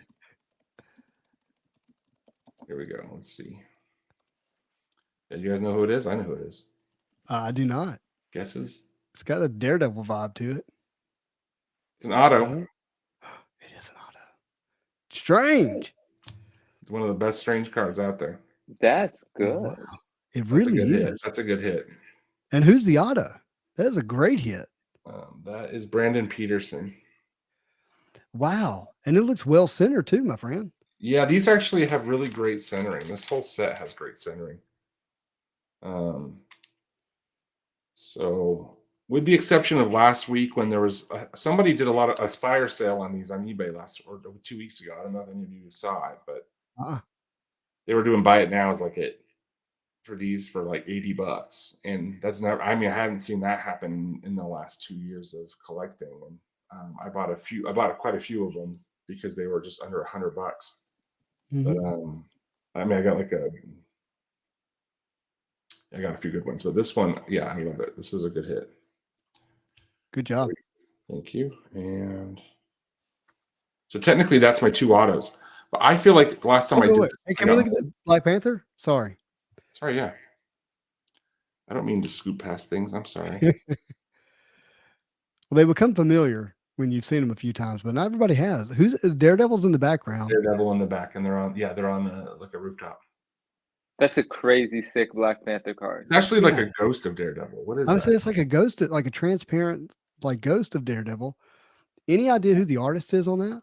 No. Man, that looks great. Let's go. All right, what pack we have? Bianchi. It's Bianchi. It is Bianchi. I didn't want to say it, but it looked like Bianchi. That's for sure. No wonder it's Always beautiful. knows. This the last pack? No. We got 3. What do we got? Ooh, I'm just, I'm nervous. I'm not. Well, I'm going to be nervous for you. Oh, it's okay either way. Wouldn't do it if I couldn't. Luke Cage. Storm. This is a Flare Hulk. That's cool. Yeah. You get a little bonus Spider Woman, and Yes. who's that? Is that That's what's her name? Anya Corzon? Anya, yes. Silk? No, not Silk. Not Silk. It's not Silk. Jean Grey, I hate Loki. this Loki. Ugh. You don't like your Loki's young? No. Jokey. All right, what are we calling in this pack? Yeah. I'm gonna peek in there, see if I see anything. Scandell, we're in Dallas. We're opening up packs. Do you remember that? Yeah. That was a fun night. That was a fun night. That was a good night. Okay, we got something weird in here. A good weird? I don't know. It's a metal maybe? Or an acetate? I don't know what no, it's a Ooh. it's Ooh, a Star it's Power a hit. Spring? Yeah, it's a I can't remember what they're called. Quicksilver. Quicksilver, cool. That's a great Thanos. We have to come back to those. Thanos, there it is. Ooh, Magneto. man, look at Yes. that. By the way, that's going to be in the new Fleer Ultra Avengers product. Is that right? We're bringing it back. Star Powers. And so as people hit that new product, they're probably going to rediscover this. Nice. All right. Hey, the first 2 cards you pulled out of that pack. Can we Yes, sir. Yes, sir. yeah. Want to see those. One side that. Okay. Who's in the background on that one? Good question. That's Magneto again. Double Magneto. Double Magneto. Exactly. In case, let's see. Oh, the last 2 here were they Black Bolt, Magneto, Okay. Captain Marvel. I think it was the first 2 I was asking about. Oh, the first 2 we got Thanos, Yeah, I wanted to see that Thanos. Quicksilver. It's a great looking Thanos. Yeah. We got one more pack. Last pack. Ooh, Mojo. that's good. All right, here we go. You know, it happens if it happens. If it doesn't, it doesn't. Hey, I've already had a good time. Yeah, exactly. You know, it just is what it is. But I'm not giving up yet. By the way, you have 120 people watching you right now. Well, welcome, No guys. pressure.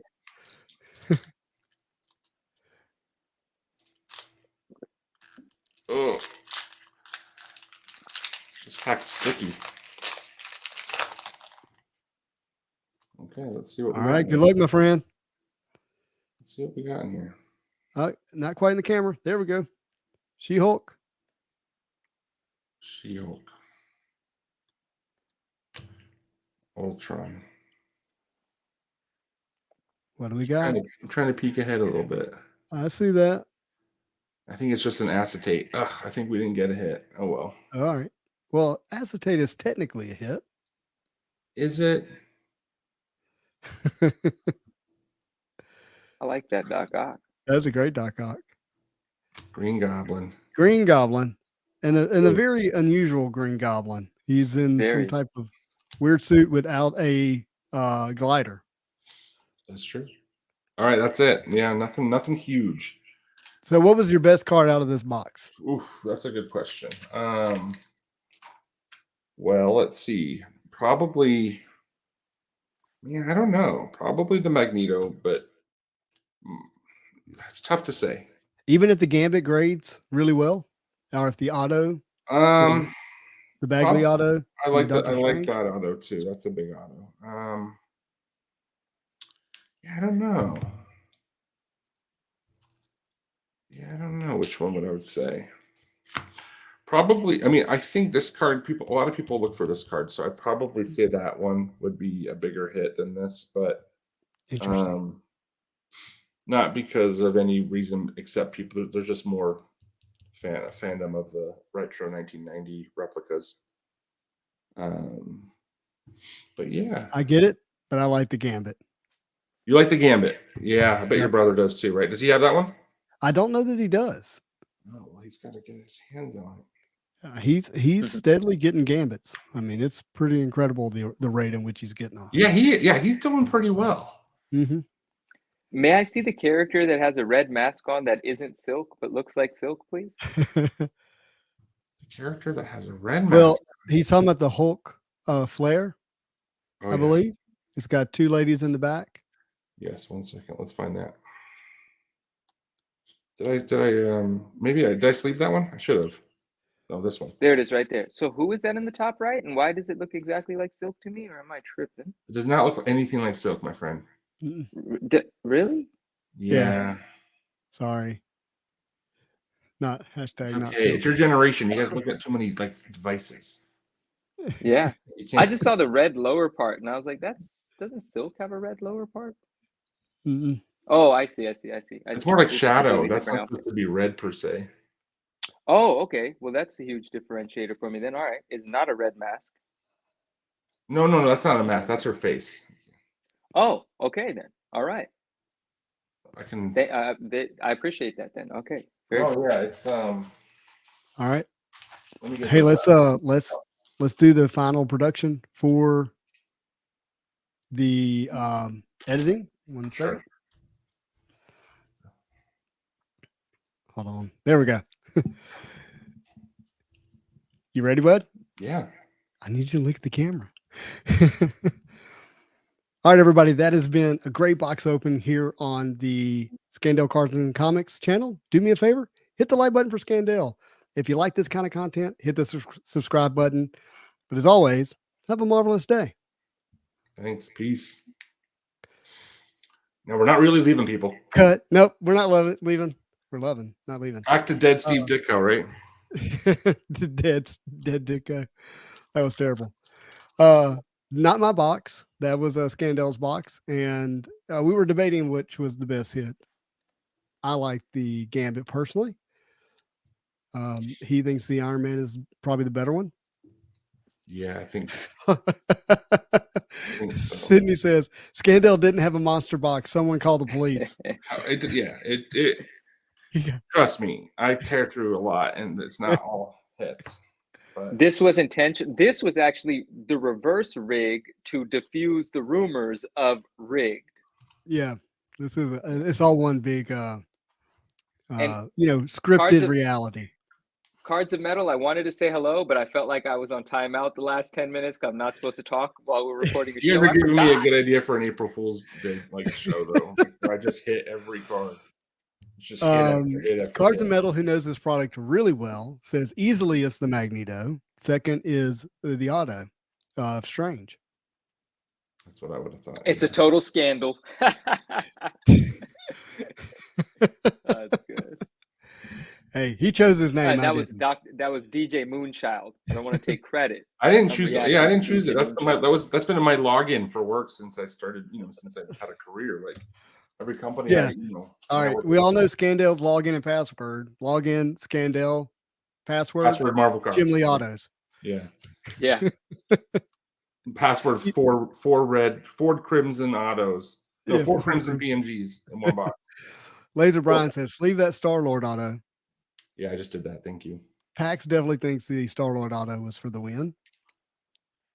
That one is nice. Do you think the next Guardians of the Galaxy is going to be good? What do you guys think? I do want to answer that, but Daniel does say you're wrong. The Devil Dinosaur was the winner of the box. Okay. And Daniel's definitely right. I'm so tempted just to get some scissors out and cut that card in half. Oh, yeah. Dude. Oh, the Marvel Charizard? Come on, man. I'll buy it. I'll save it. I'll buy it. Save what you don't realize, Scandell, is we began the show with dinosaurs. I missed that. I did miss it. So unfortunately, we conjured this. Well, they are extinct, so cutting them's appropriate. Makes sense. That makes sense. Makes total sense, Manu. Thank you. I'm trying to find Give that Marvelous Packs the dinosaur. Hey, Daniel, let's take part ownership of it. You and I, we'll buy it together. I wouldn't even do a giveaway on this card because I don't want to spend the money on shipping. Look at that. Only have one of them rare stamps. He's gonna clean spread card. Mayonnaise on a sandwich with it tomorrow. It's a clean card. It's a clean card. Yeah, there you go. There's likely someone out there that collects that. I think is this the only? I've never seen him on a card before. Is this his only card? It's a rookie. No. Am I a double dinosaur completionist? You've accomplished the entire thing right now tonight. Yeah. Am I in the club? Somebody take a picture and make an NFT of that thing. I can. It's acetate. I can just put it right here, and you can see me through it. Like it's like part of my room.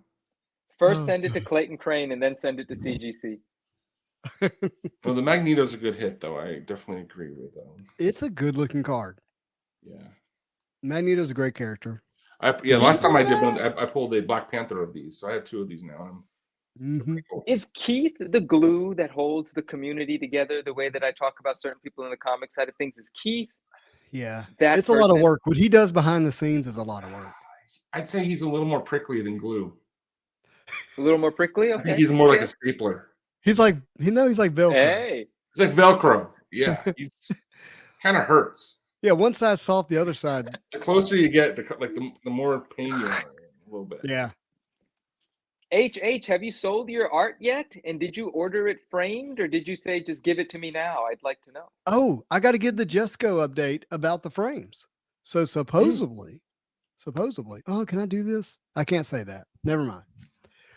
I can't say that because was that one of your tertiary spider strings, as I'm hearing? Is that what you're about to? No, I'm just, I have so many different things that come at me all the time that sometimes I forget that they're sending me a private message. It's not something that I'm supposed to share publicly. Yeah.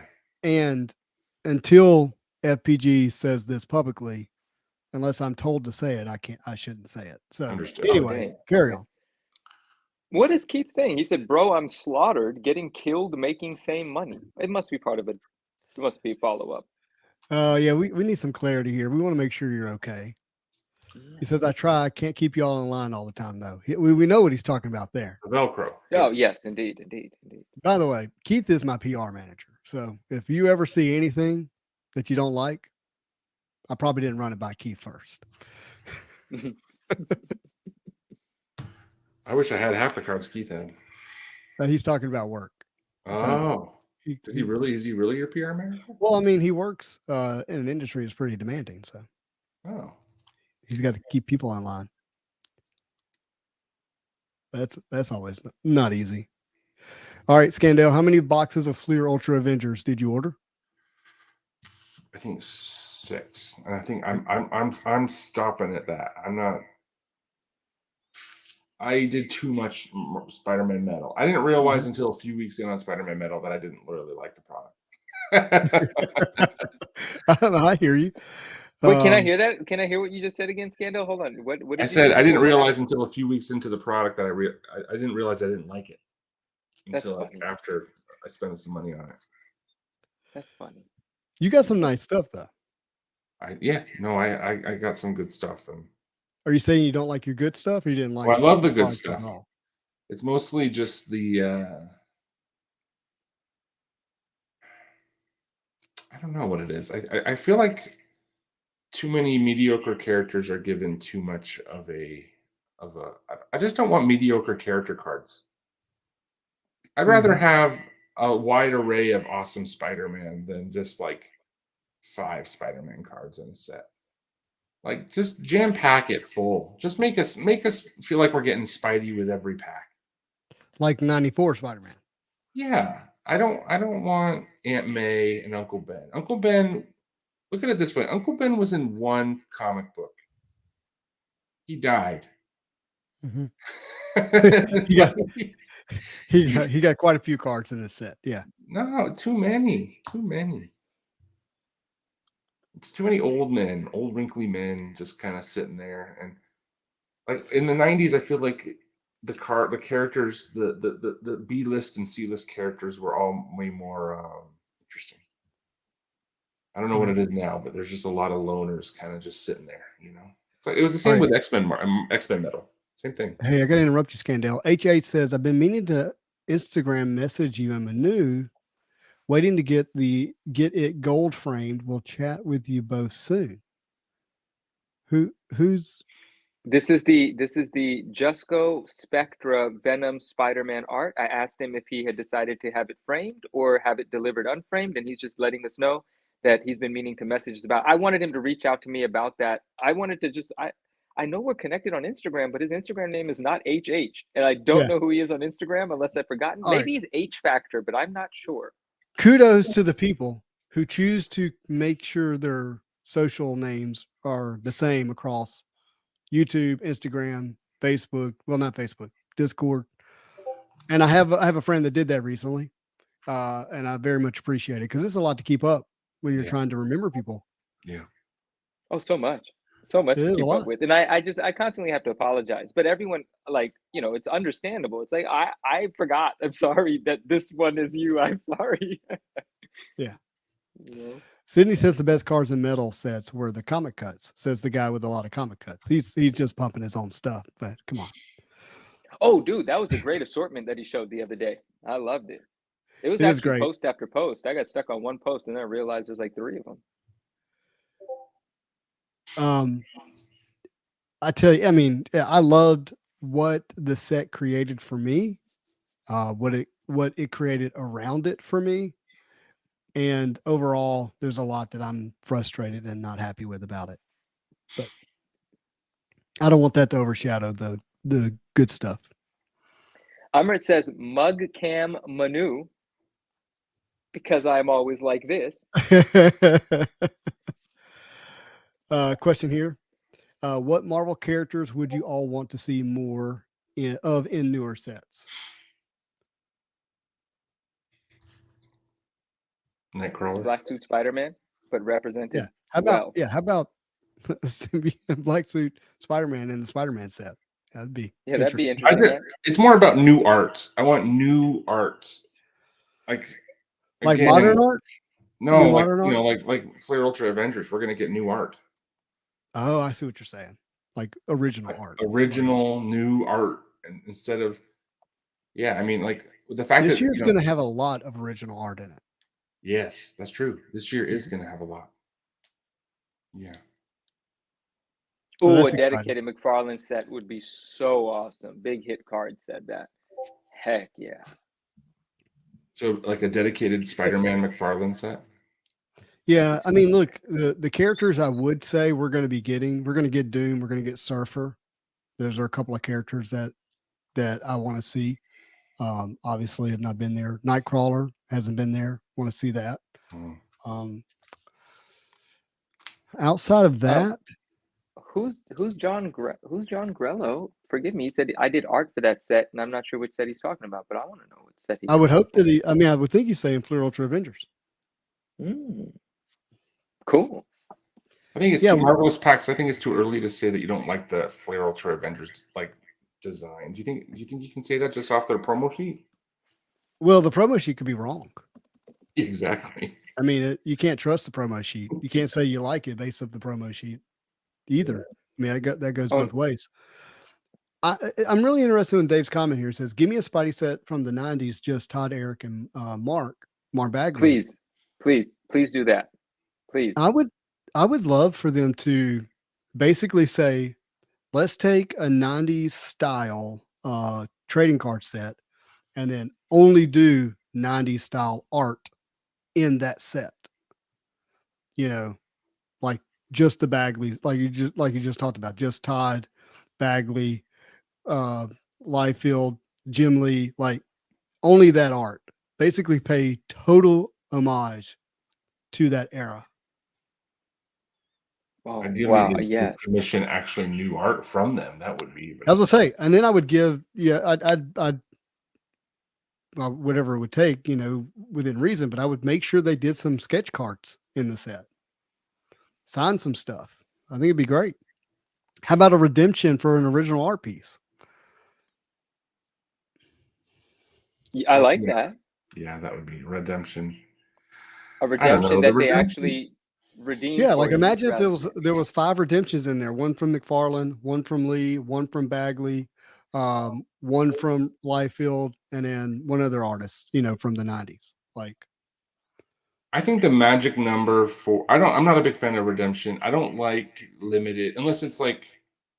I'm talking about for something you couldn't put in the pack, like an 8x11 original art piece. Is it like one of one though, or no? I don't know. One of one, just 5 in there, just for fun. I don't think that builds a community. Here's my concern with these incentives, these one of one comic incentives, like the comic cover. I just don't feel like that builds a legacy of collectability for your product. Like, it's cool. So, an example of that would be it's put into someone's cave of a collection and never seen again. And I'd rather them just come out with inserts where they're limiting them to about 50 of each or something, some kind of magic number where it's not too many, not too little, where you can really feel like when you attain it, you're part of a little group that owns something cool. Right. That's what I love about some of the older stuff. It's like, and I feel like when there's 200 of something, it's too many. 100 slightly too many as well for Marvel cards. So, what do you think about holograms back in the product? I would love holograms as long as they're not custom holograms or like Marvel annual holograms with just like a cheesy background. I mean, like where they take a 3D model, yes, and use it to build the hologram image. Like, well, they do like a parallaxing. You can do it with 2D. Whoa, you're not in a club. What are you doing? What do you mean? Oh, sorry. I have the Giants hat and I'm doing this. I don't mean to. I'm saying parallaxing is when you take 2D images and you kind of like layer it, and it creates like an illusion of layering, like the old Jim Lee autos and the old The old early 90s holograms. The old early 90 holograms had that kind of 2D parallax. That would be rad. Yeah, and I actually would love to have parallel of the hollows that are intended to be colored variations, like on purpose. There's arguments about whether some of the color variants we have in previous products were actually intentional. Chat, they lost me 5 minutes ago. I have no idea what they like or dislike. But John, your art is amazing. I Googled it. It's stunning. I want to see John's art. How did we lose It's you? really, I don't know what you're talking about. 50 of this, 100 of that. It's all too complicated. It's Marvel cards. Make them look good. Make it fun. Make people rip open a pack. Get something they love. Find someone that likes it that wants to pay for it. You're done. I don't know. That's a Trading good summary. stocks easier than Marvel cards, man. John, yeah, it was good. I saw some sketches and I fell in love quick. You do great work. And the only reason I didn't say your name twice is because I don't know if the two L's are pronounced as a Y or an L, and I don't like sounding stupid on screen, so I apologize. That's what I'm here for. It's John, where are you based out of? Grillo. No. No. That is not it. Let's read Aslan's comment. According to history, Fleer Retro Spider-Man should be out in 3 to 5 years. They don't usually reissue same characters immediately. SMMU, recent Spider-Man set. I don't know that you can use past history as a guide anymore. I've tried to do that, and then the logic it falls apart. Yeah, there hasn't been that many products when you list them, really. Yeah, I ought to just sit down and actually write out how much has come out in the last 2 years, just to actually visually see it. It's not a ton. No. Yeah, you're right. You're right, Bad Wizard. If it was really good, I'd hold. Come on, he's giving me a hard time. I hold on to the stuff I love, Bad Wizard. Nut, good evening, my friend. To point out, Manu, I'd argue that you'd miss the part where you hold on to the art and actually appreciate it for a while. He's are you talking about when I said no? Because I said just make a good-looking set, make things people love, find someone that appreciates it, wants to buy it. You're done. And I just kind of glazed over the whole thing like that. It does, and I mean, I really liked what Scandell said about making sure the set is something you can build a community around, meaning that it has enough great stuff that more than one or two people can have. Yes. And yeah, I think that is actually really special. I'm not mad at the idea that there's the one thing that some lucky guy or gal might hit, but that the overall set is not built around it. 1996 Marvel Masterpiece had redemptions in it. Okay. It does, or did. And I guess technically someone could still pull one of those redemption cards, but that's not what the set's built around. Exactly. At all. So I like that. It's a good thought. Maybe we're just hyping the wrong stuff. Maybe we shouldn't be hyping this 1-of-1 crap so much. No, I'm with you. Manu is with you too. I'm totally. When you first started your a couple of minutes ago when you said it doesn't build a community to have something so special that someone has to throw $250,000 at it to achieve it and they get it. Great, let's all clap for the one person that spent $250,000 to get something. I don't get it. I mean, I get it, but I don't get it. And so I was with you completely. And then from there you were like, but 200's too many, and you reduced it down to 50. And then I was like, what I took from that is, man, we all really have our own take on what it should be, and it's hard to find. I realized a long time ago it's hard to find something that satisfies everything. You obviously can't, but one thing that I totally agree with, and I love every time I hear Justin saying it, because Justin loves a 1-of-1 or 1 out of 10, but he also does talk about it in a really fair way, where the pursuit of a 1-of-1 is not a pursuit. It's not something attainable. One person gets it, you're done with it, and then you're just literally just clapping for someone that got something, and it's kind of gets old really quick. And the out of 10s, you can pursue those. That makes sense. I've heard Justin say that, but yeah, Cody, you're right. My version of a numbered card is find the highest grade in something, and that creates the little bit of rarity there. But I might be looking at it from a too simplified approach. I'm coming from decades ago collecting, jumping into something new, but I'm easing in, you know, but Did certain you see things the just, number one sale in Gingy Man Cards top 10 Marvel card sales from last week? I didn't. Oh. What was it? 1990 Magneto hologram from 90MU. Whoa, beautiful. It was a PSA 10. PSA 10. Sorry, I need to clarify. Tough, Not just that tough card. card. Tough PSA 10. card. Yeah, there's not What a did lot it of those. I sell think for? there's 11 of them. Wow. What did it sell for? 6,000 some odd dollars. Don't go watch Gingy Man. No, stuff. see, I don't that's do that. fun. That's fun. Proud of that. Yeah. Proud of that. That's Yeah. awesome. And we all have that card in our drawer. Yeah, but we don't all have a PSA 10 of it. No, but we all can respect it, and we all. I don't know. Yeah. It's like, you know, it's like we played with ours too hard, so it's all dinged up, you know. But we didn't keep our Transformer or Optimus Prime in the box. We Right. opened it up and played with it. But doesn't mean when one comes by, you're like, oh dang, that's cool, you know. Yeah. To me, I'm with you. If I was running a trading card company, I would want to build cards that definitely build more of a community, appeals more to the masses, is available in that way. And, you know, you can also still have this other thing over here on the side that is really exclusive, high end and special, but is tailored towards that audience because they matter too. They don't not matter.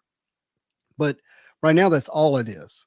It's only the hobby boxes, really. And in fairness, they're doing some retail releases, but it's still not there. It's still not it. It's still not something that you can really build a community around. Again, to use your words, Scandell. And there's not enough of it because you can't even get it on the shelf. I mean, I have yet to this day buy an Upper Deck product outside of something that's Marvel related on the shelf at Target or Walmart. And I've looked actively. And I would like to say I have come to appreciate what anybody in this hobby appreciates for themselves in the hobby. Like I have come to a point where I can see how someone engages with the hobby, and instead of caring about what I think about that, I say, makes you happy. And I'm support that. Like go for what works for you. I do love that, but it's in my nature to be critical of things. So I like when you guys speak critically about it. Hold on, what's this? Sorry, I'll make a comment, post-friendly version. Me as Bale Batman questioning Joker, asking artists who the masterpiece artist. Oh, he's waterboarding artists trying to find out who the new masterpiece artist is. I get what he's saying there. Oh, Bale Batman, my favorite person in the world, Christian Bale. What a likable guy. What a likable guy. By the way, I watched Iron Man 2 this afternoon. Totally underappreciated movie. I love that movie. What a great movie. I mean, I don't know why I didn't appreciate it as much as I do now watching it tonight. Yeah, the character flaw of him, you know, facing mortality. It's a lot of that movie's good. He's wrestling with the fact that his dad didn't ever tell him he loved him. Midlife crisis stuff. It's good. Yeah, it was really good. Oh yeah, highly recommend. Cards of Metal. Manu is right. The few people that threw hundreds of thousands or more at Spider-Man Metal, and we all know who they are. Like good for them. Hope to be there when I retire. And one of those people I know and I love very much, and I've had this conversation openly with them. The other person I really don't know that much. So yeah. Let's see here. I threw too much at it. I'll tell you that right now. Oh, by the way, I spent $530 and it was too much. Okay. There was not one person that spent a lot of money on Spider-Man Metal. There was not two people that spent a lot of money on Spider-Man Metal. There was a lot of people hundreds and hundreds of people that spent. And when I'm talking about a lot of money, I'm talking about over $10,000.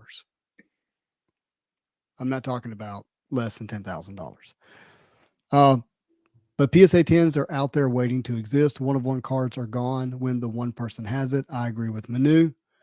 Aslan, one of the people are out there with you. Oh, sorry. Oh, yes. Yeah, but Aslan, one of the folks is your neighbors. Dude, watching Alonzo enjoy Spider-Man Metal and also hit incredible cards and hit the AF-15. Yeah. That was all really great. But for Alonzo, I have a different appreciation for it because Alonzo, like, I know him as a human. I know him as a person, right? And we openly have these conversations about the amount of money spent on these cards. It's not some, what's the word? It's not some like misrepresented thing. It's like me talking to my guy Alonzo, and he made choices to spend a bunch of money on cards, and he had a blast. Like, if I can openly discuss it with you and have my differences with you, and we argue and talk our nonsense, and then still hang up the phone saying I'm gonna catch you next week, that's different, right? But then there's this other side of things that just feels fabricated and weird and different. Alonzo's my guy, he's a human being. Imagine this world for Alonzo, and I'm speaking openly about him. He's been here on the channel. He understands collectibles. He's been at it for a long time.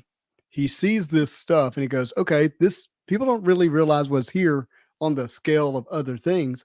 I'm going to move into it and enjoy it, sit on it for a long time, and have a belief that I'll be able to enjoy selling it and then move into something else I'm going to enjoy. Yeah. And he's got this really cool cycle going on. Yeah. Where he's staying into something he enjoys. enjoys. There's a built-in I had delay. to talk to him on the phone. Yeah. And I had to understand that. It's like, hey, I don't mind waiting. This isn't a get in, get out flip. Removing the fact that there are individuals that we know personally, removing that personal side and being able to speak freely about what it takes to achieve those is a bit ridiculous. Like, that in itself is just a ridiculous notion. We have to talk about it in a certain way because we actually know the people and we can affect perceptions and emotions, so on and so forth. But if I didn't know any of these people and I'm just like, y'all spent $250,000 to hit a cut up comic book, tripping. It's really simple to sum it up if you don't know the people, right? But then you get in there and you figure out what's happening. What are the characters involved, the reasons involved, the whys. Everyone's why is very different from mine. And when I know someone personally, I could call them, have an hour-long conversation about it. The why starts to make more sense. It does. Totally. Yeah. Where's my bird, Manu? That's not my bird.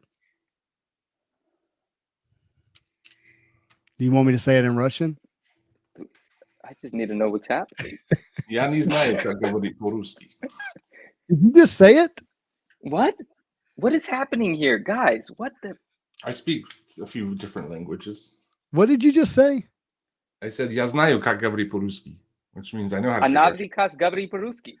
Or eu știu cum să vorbesc în limba română. That means I know how to speak Romanian. I thought you said, where's my bird? It's a Iron Man 2 reference. Dude, that's a really where's my bird? Right. Oh, yeah. Is Meg Ryan in that one? I would have known if Meg Ryan was in it. Manu, when are the MCU watch parties?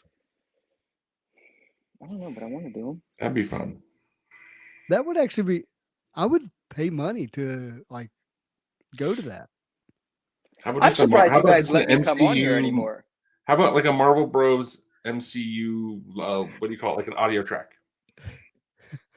That would be good. What also would be good is if you start a fans only menu where you will watch a Marvel movie. We pay to come in it.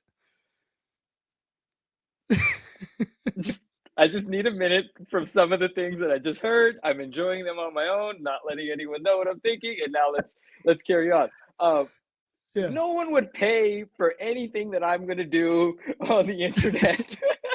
But I love that. Also, Only Stands. I did just start that. It's Only Stands, newsstands. Only Stands is an exclusive.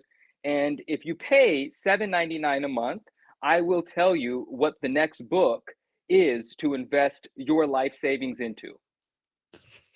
Wow. Only Stands. I still just want to watch a Marvel movie with you. Yeah, so this is funny. It's fun. Because I don't know how to. If there's a way to make that happen, I'm super down. I only want to do it in a group setting with my friends, and I want to talk my mess about it. I can't sit there and seriously watch the movie for 2.5 hours. From the bench says, that's poor wording.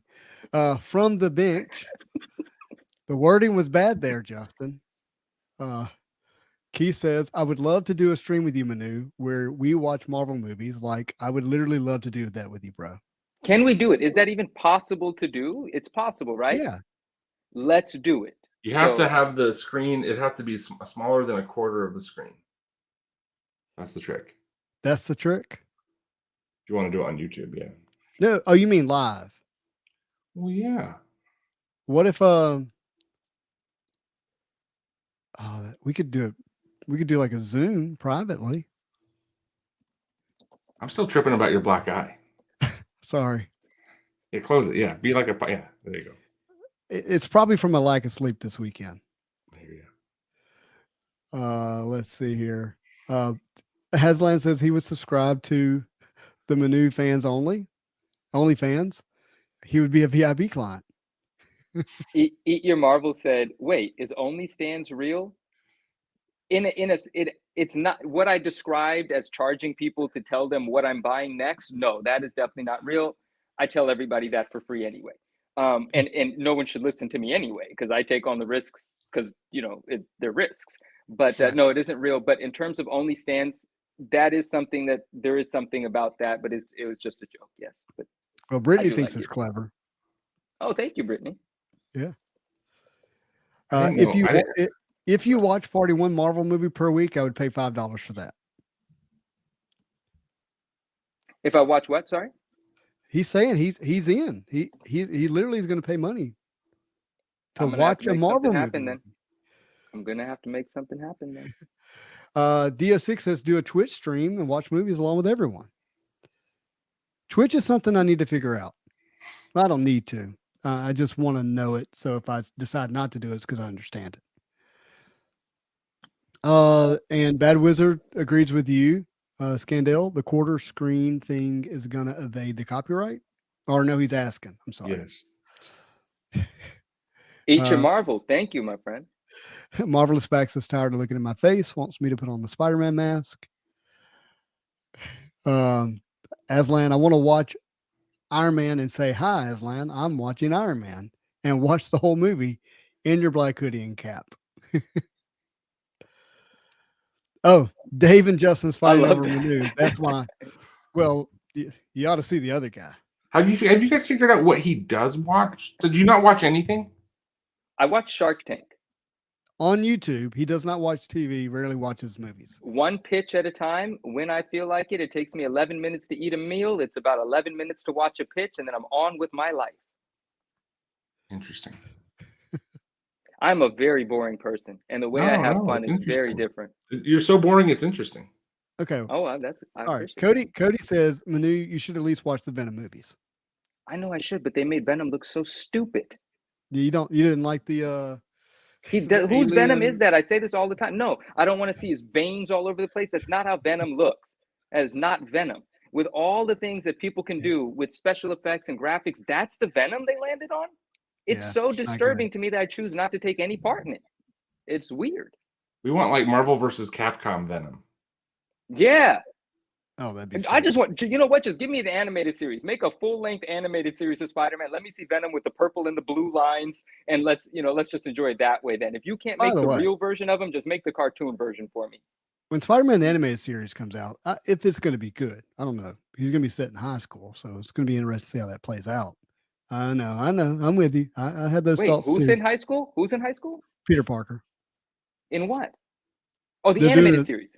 Yeah, sure. Yeah. But I guess I just don't know if they're going to give us mature villains. That's going to be. I'm interested in that. But Each Marvel wants to know he can be an investor in Only Stands. That's an original thought. Dude, don't hear those every day. I love that. Thank you, my friend. Yes. It's like Only Old Men Named Stan. That seems like a bad channel to go to. I just don't think Only Stands. It only works in the comic book space. Yes, outside of that, people have no clue what they're talking about. No, but again, in my life, I want to super serve my niche. Remember that conversation we have? I want to super serve my niche. I do not want to appeal to everyone. I don't care about what everyone likes. If people like the stuff that I like, that's my people. And I'm pretty sure there's a few of us. And it can keep me busy catering to my people. I love it. Speaking of your people, West Coast says, if I can get Manu to read Spider-Man 1 through 5, Todd, this week, anything's possible. # is that silk. He was running with 2 hashtags. It was no, not silk. And I forgot the other one, but it was fun. Got silk? All right. You got to love. Wait. You got to go to the beginning, though, Manu. 1980s Marvel movies like Punisher and Howard the Duck. Ugh. You've seen those. Oh yeah. Oh no, I never saw Punisher. Howard the Duck, I've definitely seen. Um, Amrit said that I said niche and not niche, and it's because she nearly beat me up when I said niche once. And so I'm never going back to niche. And I like niche. I like saying it the fancy snobby way anyway. So niche, I'm all about it. Yeah, I'm with you there. Marvelous Packs, thank you. Appreciate that. If you ever and looked up Manny- if you've ever looked up photos of the male anatomy of a duck, you would not think can't watch Howard the Duck ever again. Really? If the The male anatomy of a duck. The male anatomy of a duck will. You talking about the not- corkscrew? Yes, the corkscrew. So Oh, I saw it as a kid. I'm at a job site. We're pouring concrete. I look over, and there it is. yes. I'm like, what is that? Yeah, you have no idea. Yeah, it's It probably, if I watched that movie as an adult, probably just changes everything because I watched it as a kid. yeah. Yeah, we're getting the don't watch the Venom movies. I hear that a lot. Let's see here. Scroll. Oh, Pancake's here. Oh, It's what's that? a what if What's going on? story. Stay far away. I think he's talking about the Venom movie. Oh, Pancake, your brother and I exchanged some fun messages about a week or two ago. I mean, you let me know that he was going to message, and I think he's having a good time digging through his old boxes of comics and discovering a bunch of newsstands. So that was dope. Okay, hold on. Wait. I'm the guy who used Screen Gambit when you guys first started airing the show. Do you remember him?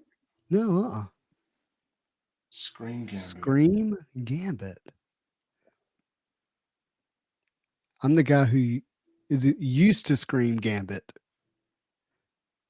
Gambit like that. Yeah.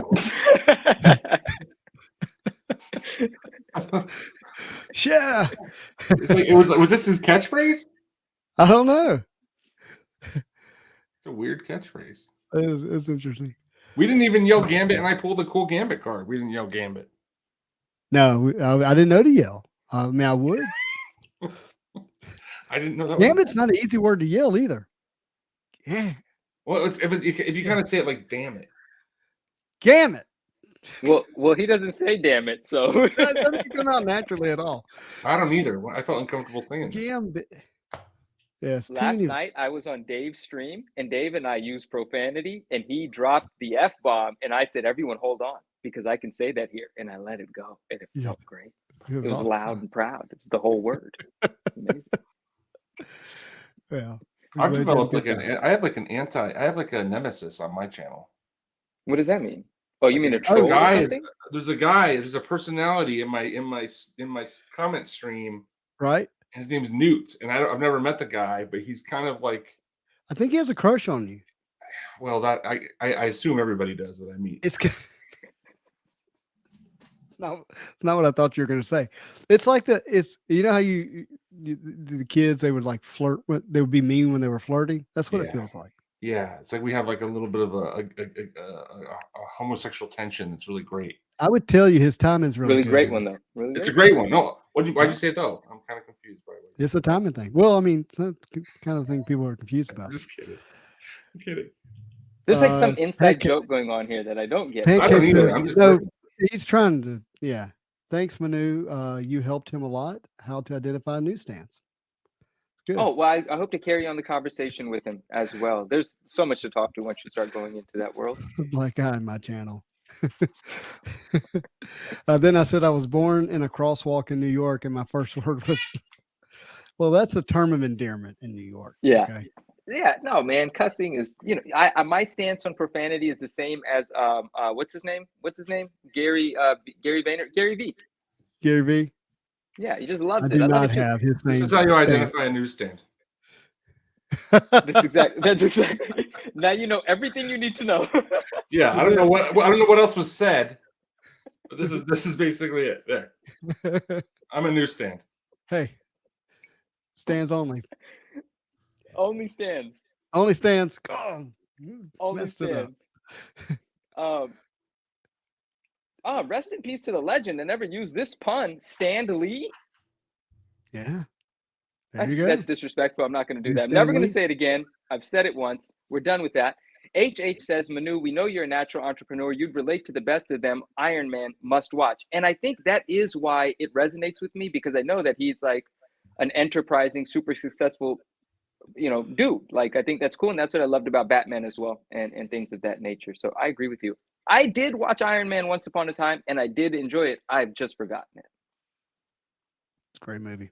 I actually have like 10 minutes left. I'm going to finish it tonight. Do it. Yeah, that's the last scene. Scandale has a Halloween Yeah, that, costume for this that was unit. true. That's my Halloween costume. Moon Knight stand.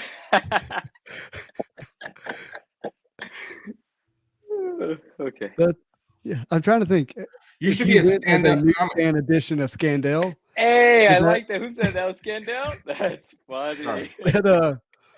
But I'm curious. Would you be like, would you be pristine, or would you be like a well-read copy? Me? Yeah. I've only been read once.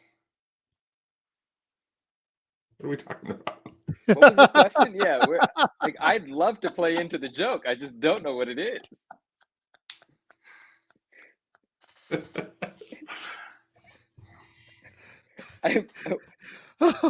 Oh man, he's a 9.8 newsstand. I don't know what's happening, guys. Yeah. All right, guys. I think that's going Okay. to wrap us up for tonight. Scandale, thank you, man. Hey, I'm glad to be here. I love hanging out with you guys. You guys are great. Thank you for having me as a guest. We're just Always having a good pleasure, my time. friend. Yeah, I mean, Yeah. if I have to spend $1,200 to get on your program, it's money well spent. Hey, actually, because of the economy, we dropped the entry price. It was $2,000 boxes. That's what Dave paid to get on the channel. Yeah. It's You true. know. It's true. And So, and we always talk about this being first, being the first to do something, you're going to overpay, and that's what Dave did. He was the Yeah. first to break a box on the channel, and there was a $2,000 entry, and now we're finding what what the actual floor is here, the price should be, and it's probably going to settle around $750. $750. Yeah, and look, Yeah. I think you bought you a couple of episodes. So Yeah, Thanks. yeah. Thank you.